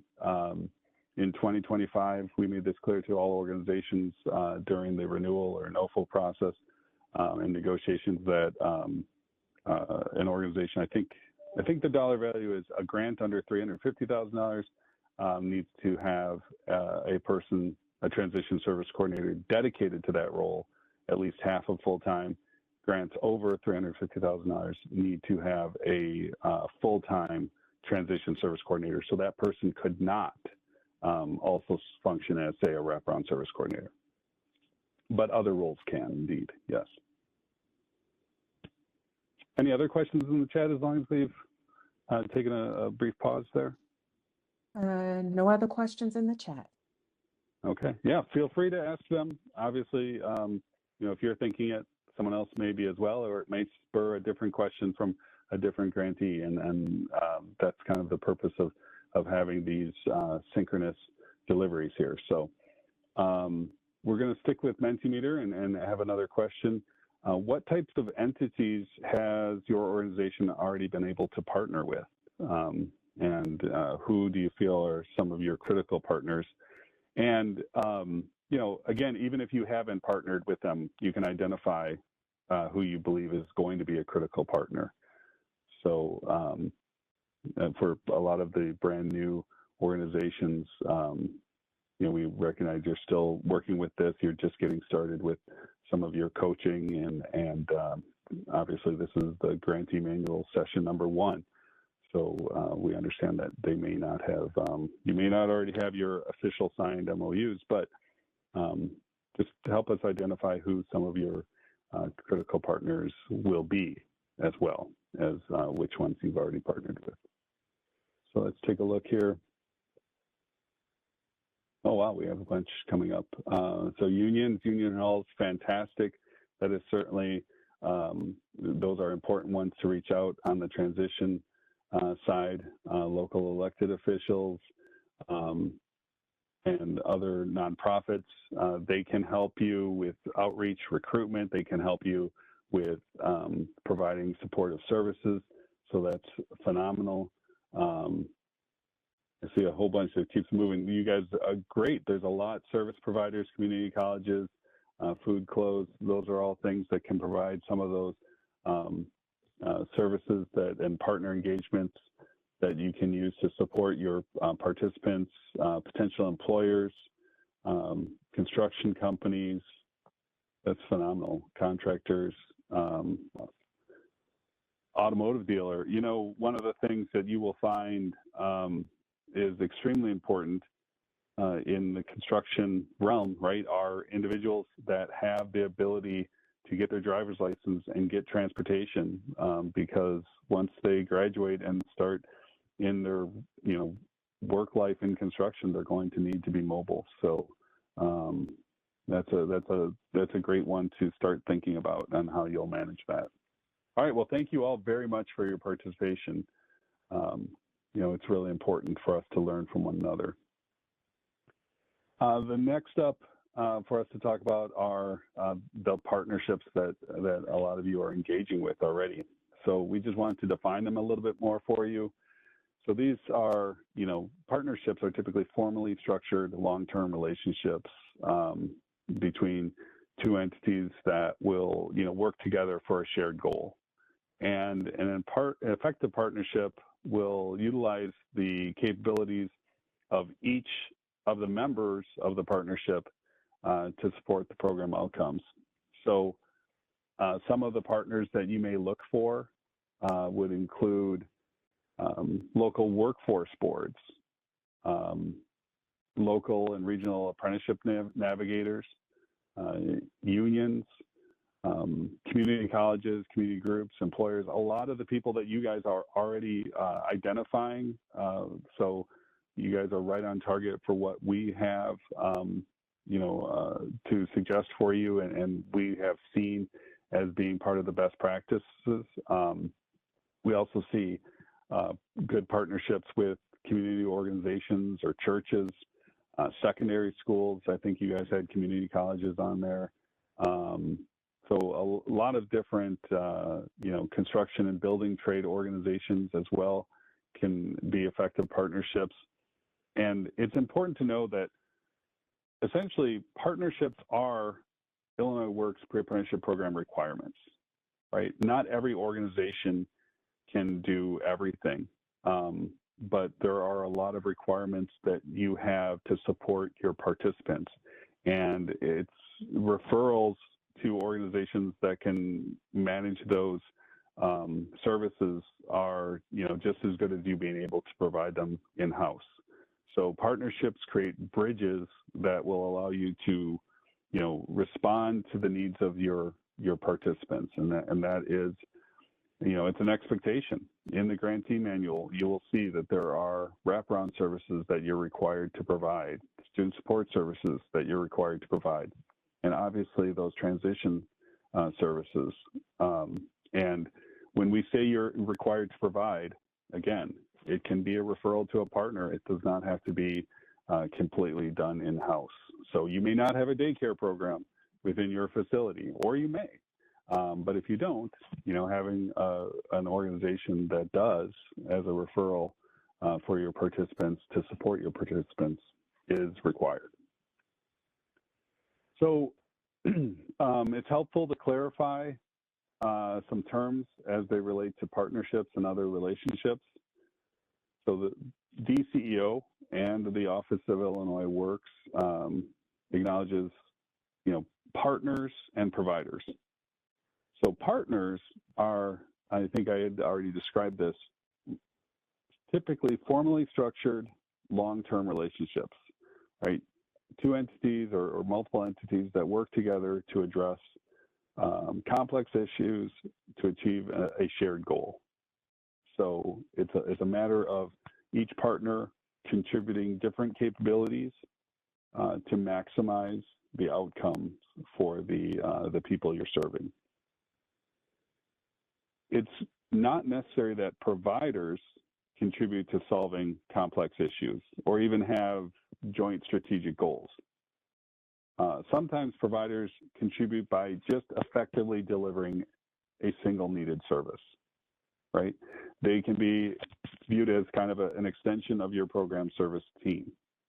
An effective provider, contributes that service, that activity, that task, that supports your program's outcome, and again, but not necessarily aligned with your strategic goal. Their role is simply to get that job done. And so both are critical to support your program's success. Again, using those definitions from the vantage point of DCEO, partners would be another grantee that is in your grant, not just the other grantees on the call, but the actual recipient of your grant, or a sub-grantee or sub-recipient in your grant. And providers would be the vendors or the contractor for a single service. So I just brought up grantees and recipients of a grant. So that definition for DCEO is essentially a non-state entity that receives an award directly from a state awarding agency to carry out the activities as outlined in the award. All right, so this is the role that each of your organizations fulfill. And I'm going to come back to that because ultimately, it's really important to understand that regardless of who else you're partnering with and what role you've assigned a vendor or a contractor, the award with the state is with your agency. All right, it's not with one of your employees, right? That employee goes on leave or something like it. We did not have the award with that employee. It's with your organization. So that's really important to understand. The sub-grantee, sub-recipients, this again would be a non-state entity that receives a sub-award from the grant for of the purpose of carrying out just a portion of that state grant. So the sub-award creates an assistant relationship between the grantee and the sub-grantee. They would actually be on the grant agreement. And then we have contractors and vendors. So this is a non-state entity that receives a contract to provide goods or services from a different state, a non-state entity. So again, the state's not really involved between that arrangement. The contract between the non-state entity that was awarded the grant and the contractor or vendor really just creates a procurement relationship, between the two. So in the state size, let's talk about what the requirements are for each of those role types. So for a grantee, obviously you must be GATA pre-qualified and stay in compliance with GATA rules. So you are officially on the record for the grant and would receive the grant funds, directly from the state through the grant agreement with the CEO. All grantees must be nonprofit organizations. They must report program participation and outcomes through the periodic performance report, that's the PPR, and the periodic financial report, that's the PFR, as well as any other reporting that's required by the Office of Illinois Works per your grant agreement. And grantees are required to maintain program and documentation. They must do this not only in what they provide through IWRS electronically, but the paper files that you accumulate based on your participant files or your overall program files must be maintained for 3 to 5 years. So a sub-recipient does not need to be GATA pre-qualified. However, they cannot be on a state suspended list, sanctioned party list, debarred list, etc. They would require an MOU, signed MOU with the grantees. They can be for-profit or they can be nonprofit. They must report program participation and outcomes. Again, they are held to the grant agreement as well, and they must maintain that program documentation. The providers, so the contractors or vendors, they do not have to be GATA pre-qualified. They are not officially on the record of the grant agreement. They are compensated not by the state, but instead by the grantee or the sub-grantee. They do not require MOUs, but typically they do have a contract for services. Again, they can be for-profit or nonprofit, and they must report activities and services per their requirement to the grantee. However, ultimately, as I've mentioned, the grantee is the one responsible to the state of Illinois for all communication, documentation, and retention of documentation. So we had talked a little bit about some of the organizations and entities. Have you created any new partnerships for your pre-apprenticeship program? So let's do this in the chat. I think we're doing this in the chat. So just share with us any new partnerships that you have already created for your program. Or is this going in Mentimeter? No, you have it right, Dan. It is in the chat. Okay. Yes, please place this in the chat.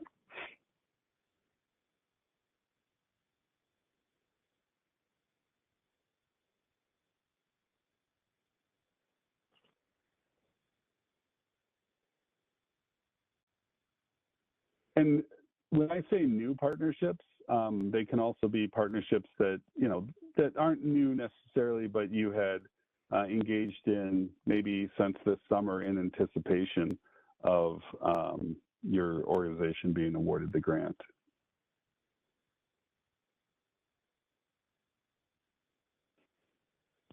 So it looks like we have Amy had responded with the Southern Illinois University Evaluation and Development Center and has already started to reach out to local employers. That's fantastic. Thank you, Amy, for sharing that.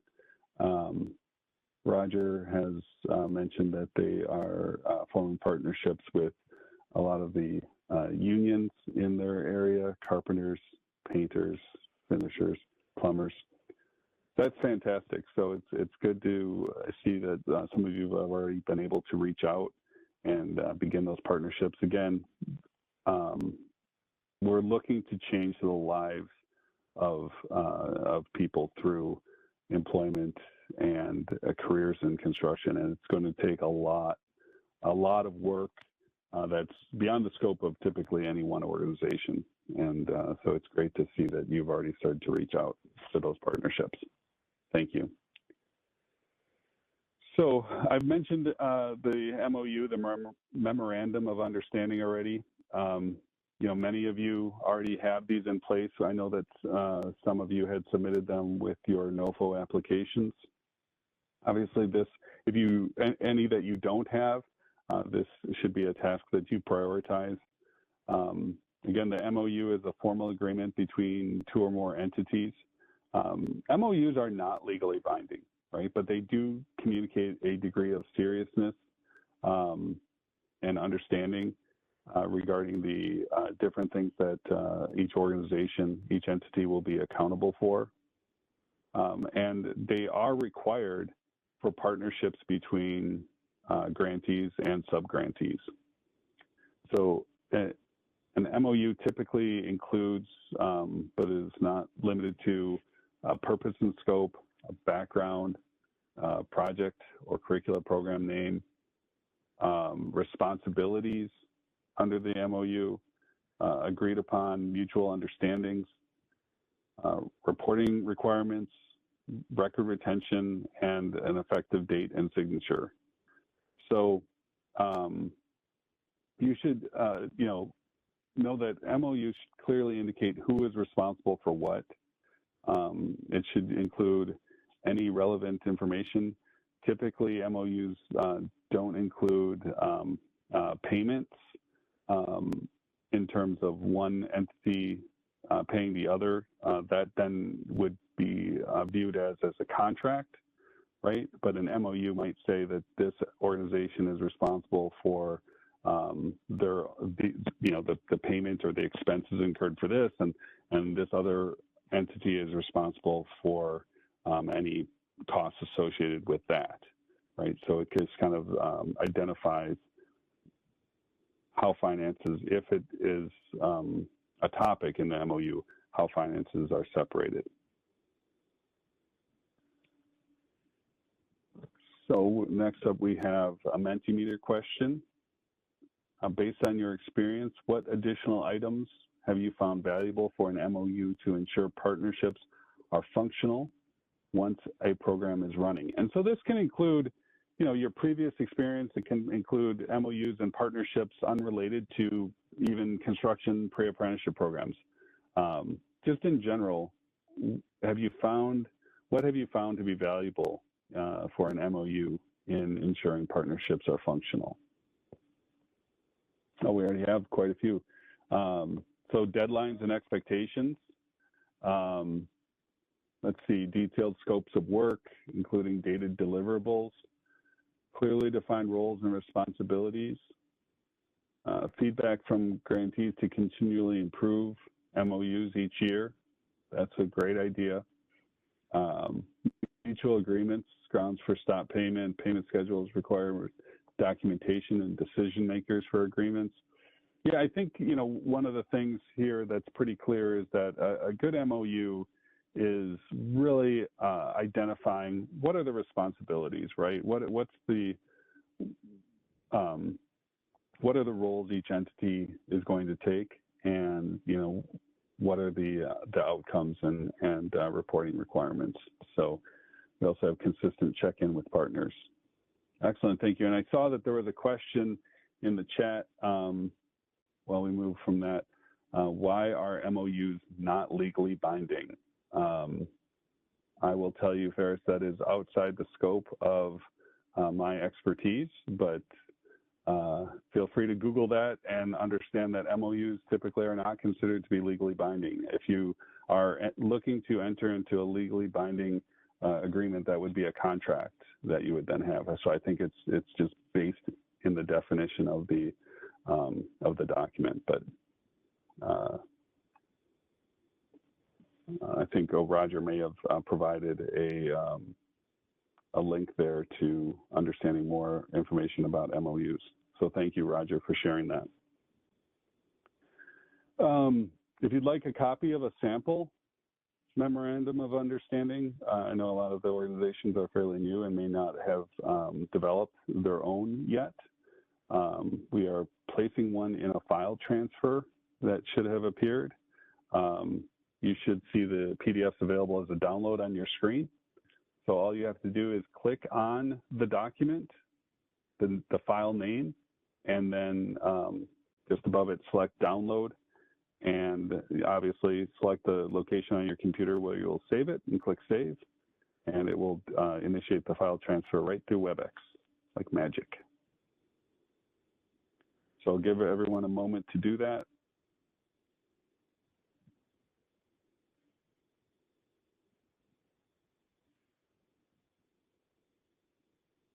If you're having difficulty, go ahead and place a message in the chat. We'll be able to assist you.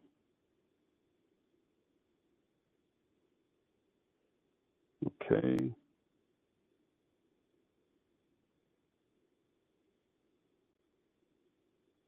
Great. I think everyone probably has had an opportunity to conduct their download.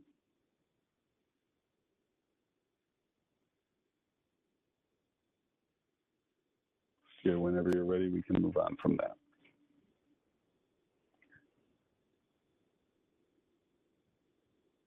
Where is the download? I did see that just pop up. So Ferris, it should have been a pop-up on your WebEx screen.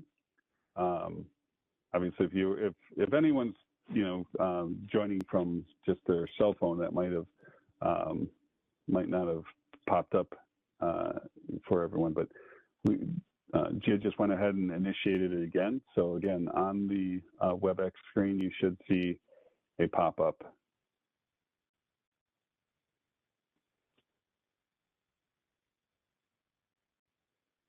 So if you are not receiving a pop-up, all you need to do is reach out to your 2025 grant manager and ask them for a copy of those MOUs, and they will be able to provide it to you.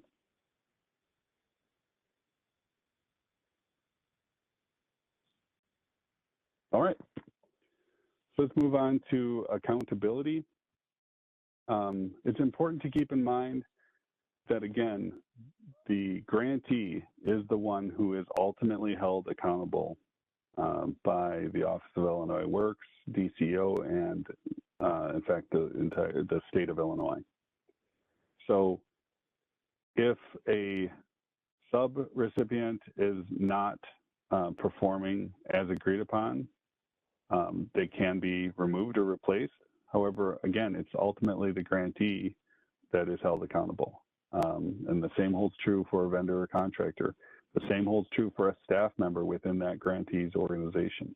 The grant is with the organization, not a particular program administrator or data entry specialist. So it's important we're stressing this because a failure to perform the required actions within a grant can lead to an organization being placed on the Illinois Stop Payment List. And if you're placed on this list, if your organization is placed on this list, you will not be considered as a grantee or even a sub-grantee for any future funding opportunity as long as you remain on that list.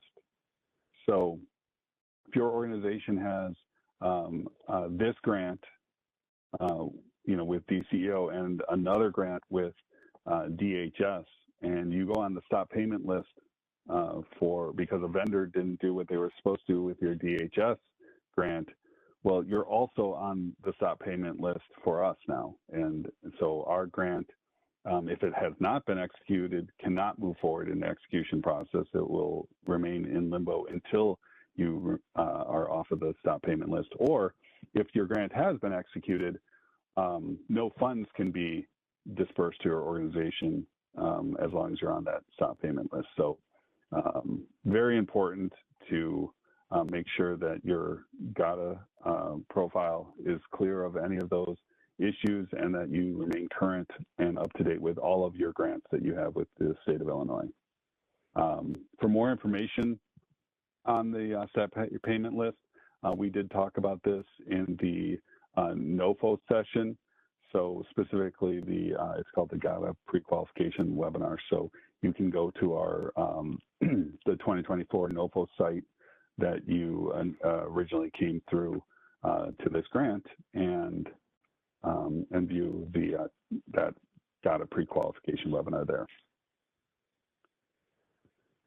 So obviously, partnerships and other relationships will support your ability to respond to each of the program elements and support your ability to achieve your program outcomes. You know, we started kind of by talking about all of the things that they can do for you and the ways they can support you. Then we also have talked about kind of the requirements and responsibilities therein. So it's important to acknowledge that you know, these are very important, and that in order to be successful, they do require, you know, work by all parties. They're not something that just will happen or should be left unattended. Looking at IWRS, IWRS does have a feature to manage your partner engagement. So obviously, programs are required to provide participant information, you know, and that's how we perform our monthly compliance and monitor your the performance element of the grant. There is an optional tool for grantees to utilize that manage their partner engagement and partner management. So grantees can track partner relationships, including what's, you know, they're identifying the type of partner each entry is, whether it's a business association, a community college, social service agency, employer, etc. You can record the services that that partner is offering.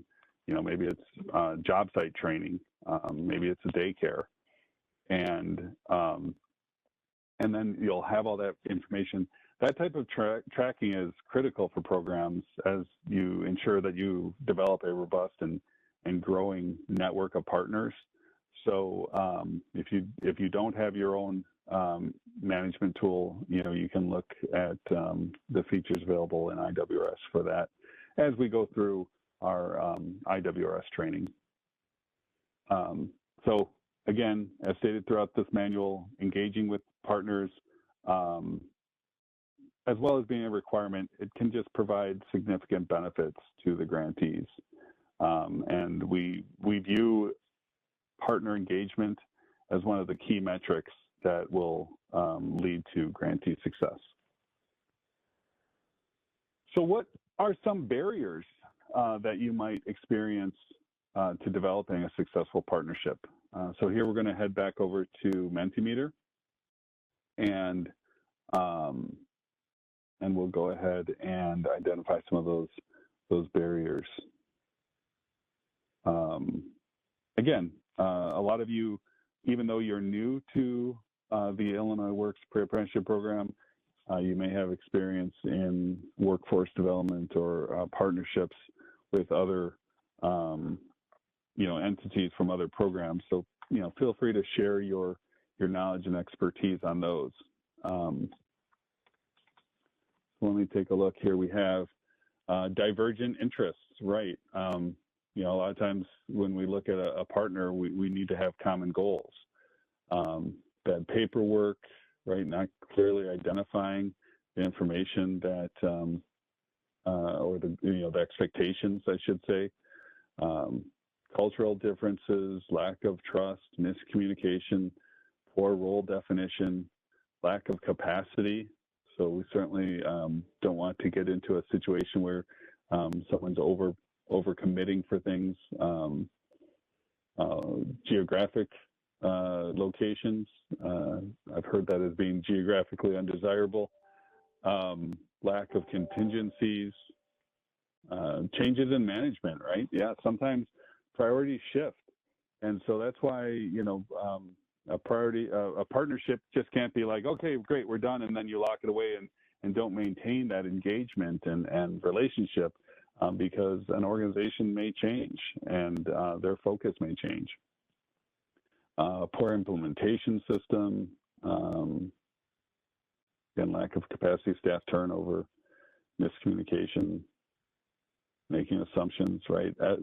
You guys hit the nail on the head when we first asked you, what leads to good, effective partnerships, and it was clear that communication and driving expectations were extremely important. And so sometimes we can just look at the opposite of that to see what kind of barriers would prevent us from being successful. So thank you all very much. I see a lot of thought went into these. It's very much appreciated, for you guys to share your feedback, share your, institutional knowledge, and help out one another. So thank you. So here are some of the things that we had come up with, and you'll notice a lot of them are the same things that you guys had identified for us, right? The lack of trust you guys had on there, lack of mutual respect, effective practices regarding joint goals, so not being misaligned, poor listening skills, that lack of communication, and unwillingness to confront issues or challenges. So that's an interesting one, right? There are times when we need to course correct, right? There could have been, as you guys put on your list, right, a change in management. So sometimes you need to have uncomfortable conversations just to, get back on track. And that shouldn't be seen as, a negative thing, right? You want to clearly communicate what each partner is able to do. So looking at things as a competition instead of a cooperation. All of these things are really important to understand because if you understand that they're there, it provides you a path to overcome them. So speaking of which, let's jump back into Mentimeter. Again, we're trying to keep this interactive. What are some of the strategies that you can use to overcome these barriers, right? Like, as I just said, once you identify them, it's easier to identify ways to overcome them. So thinking back on some of the suggestions that you had just provided with us in Mentimeter, right? Some of the things that you had realized would be barriers. Maybe how did you successfully overcome a barrier, or thinking back, how would you, if you could do things differently, what would you employ to overcome some of those challenges? So consistent check-ins, clear communications, honesty, right? Like we're finding ways to overcome those barriers that we had just talked about, where there was, mistrust and there was a change in focus. So by having that clear communication and consistent check-in, communicate, right? Wonderful. Having regular meetings, right? That gets that consistent check-in. Maintain flexibility. That's a good one, right? People are going to change, organizations change. There's turnover, staff turnover was one of the things you had talked about. So the relationships that you had developed might change or might be gone, and you have to develop a new relationship. So that's that flexibility. Keeping in touch, being honest, celebrating victories. I know that one was up there from the get-go. I wanted to really touch on that. It is so important, and I think I'm going to talk about this a little bit later, right? But this is, there are so many expressions about, you want to, make friends before you need them, right? It can't just be transactional for a true partnership. You want to engage with your partners to celebrate the victories, celebrate their victories, right? Even if they're unrelated to your partnership, your MOU, understand what they're doing and, be an advocate for them. And that helps build that relationship. So thank you very much. So here are some, you gave us your feedback. Here are some of the thoughts that we had. Again, a lot of the same things that that you shared with us. You can overcome or even prevent barriers, right, by having a detailed MOU, focusing on the outcomes, being flexible maybe on how you get there sometimes, active listening. That's that communicate, right? Freely share relevant information. regular planning meetings and progress meetings. I know that you guys had talked about that on yours. Submitting progress reports, right? So that goes back to that communication. If you develop a schedule of communication, that will help prevent those barriers from even entering the equation. So thank you all very much for sharing those and being part of that. So effective partnerships, there are specific actions and steps you can take to, again, as we were just talking about, prevent some of the barriers or overcome some of those barriers. So this is a review. In the grantee manual, we have best practices for keeping your partnerships on track. These are just some things that you might consider, especially as you develop an MOU, right, in terms of providing up-to-date information on reports, delivering those reports on time, delivering services on time, utilize available resources, utilize Illinois Works tools. As I mentioned, there is a partner management tool in IWRS.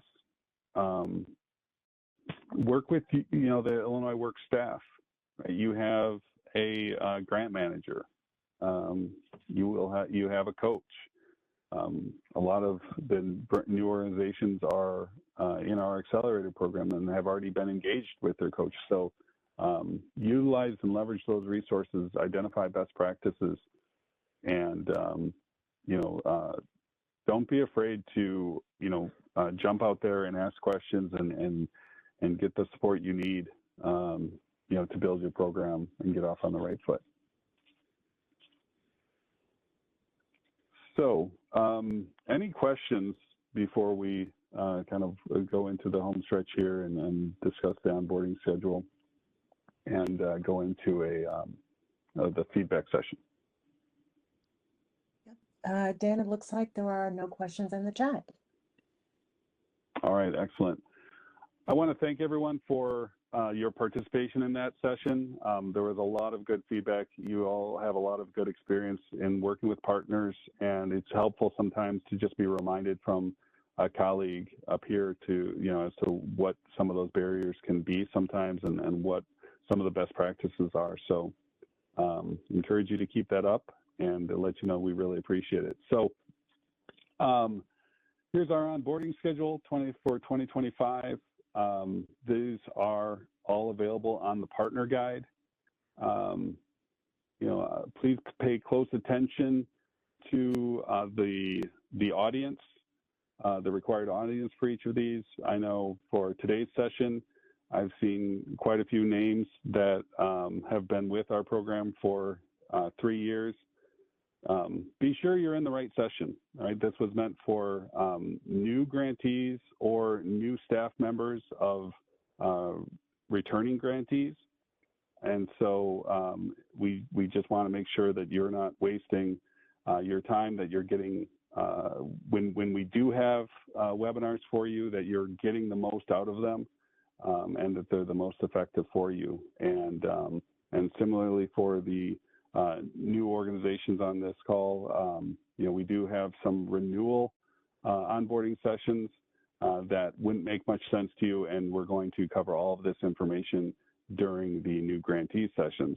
So you want to make sure you register for that because it can be a lot, and we don't want to overwhelm you, and we want it to be as effective as possible. So please go to the partner guide, ensure that you have registered for all of the sessions that are appropriate for you, and we very much appreciate it. So any questions before I hand things over to Carlita for the Mentimeter evaluation? There are no questions in the chat.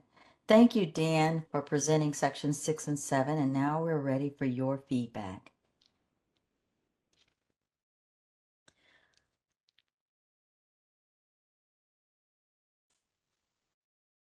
If you still need to access Mentimeter, you can go ahead and scan the code, click continue, or use the Mentimeter that's going to be posted in the chat.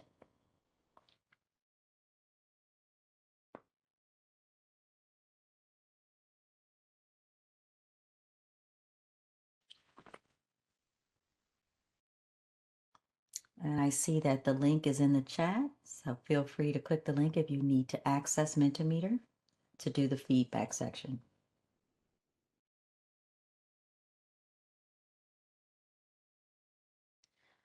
We want to hear from you.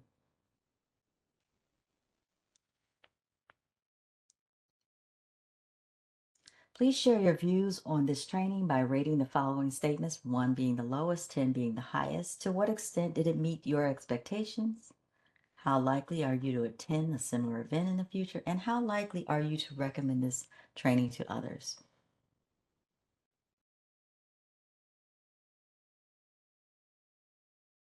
Okay, we have some responses coming in. There are about 40 of you in the room, 42 of you. Let's see if we can get more responses. All right. Thank you. Next question. The course was relevant to what I wanted to learn about this subject matter.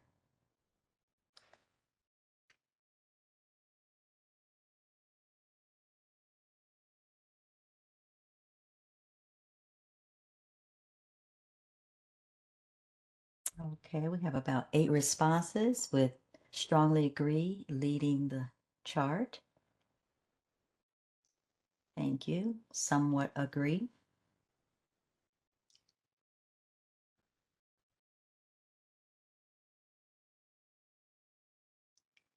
And then we have a variation between neither agree or disagree, somewhat disagree, and strongly disagree. I'd love to know what the strongly disagree could share and give us insight on.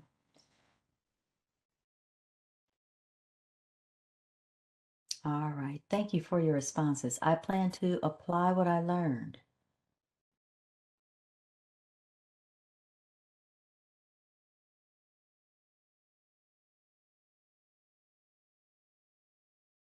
And there was quite a bit to take in and learn today that gets you all off to a very good, strong start.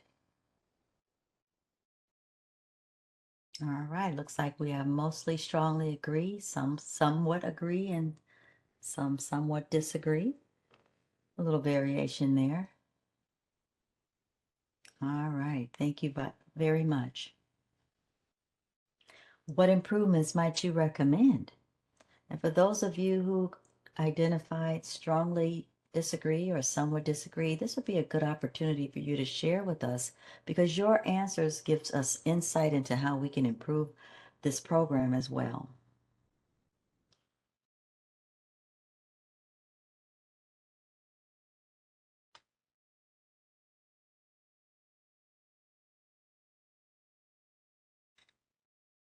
Okay, people are still typing. We'll give them a few seconds to finish up their sentences.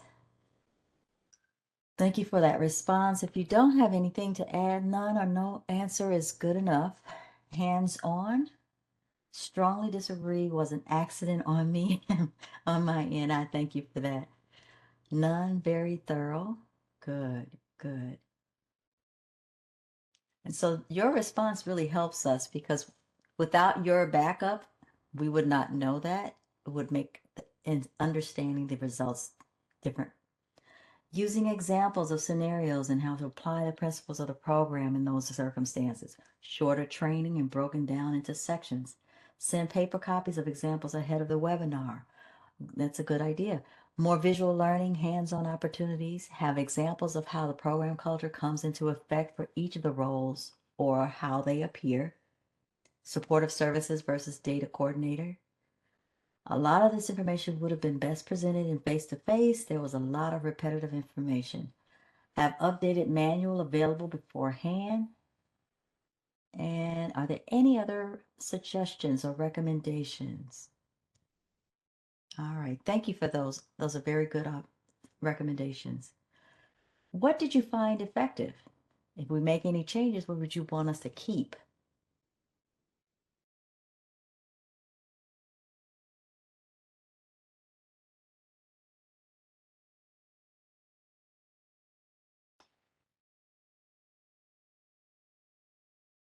Mentimeter is always a good feature. Mentimeter helps with the recaps a lot. Very good. We like hearing that.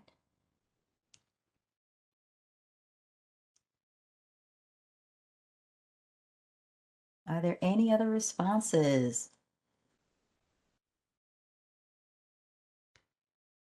Looks like that might be all the responses we're going to get for this question. Thank you for your responses.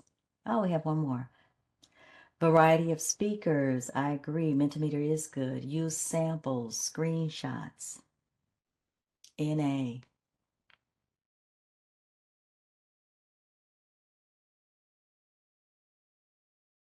Is there anything else about this course you think we should know?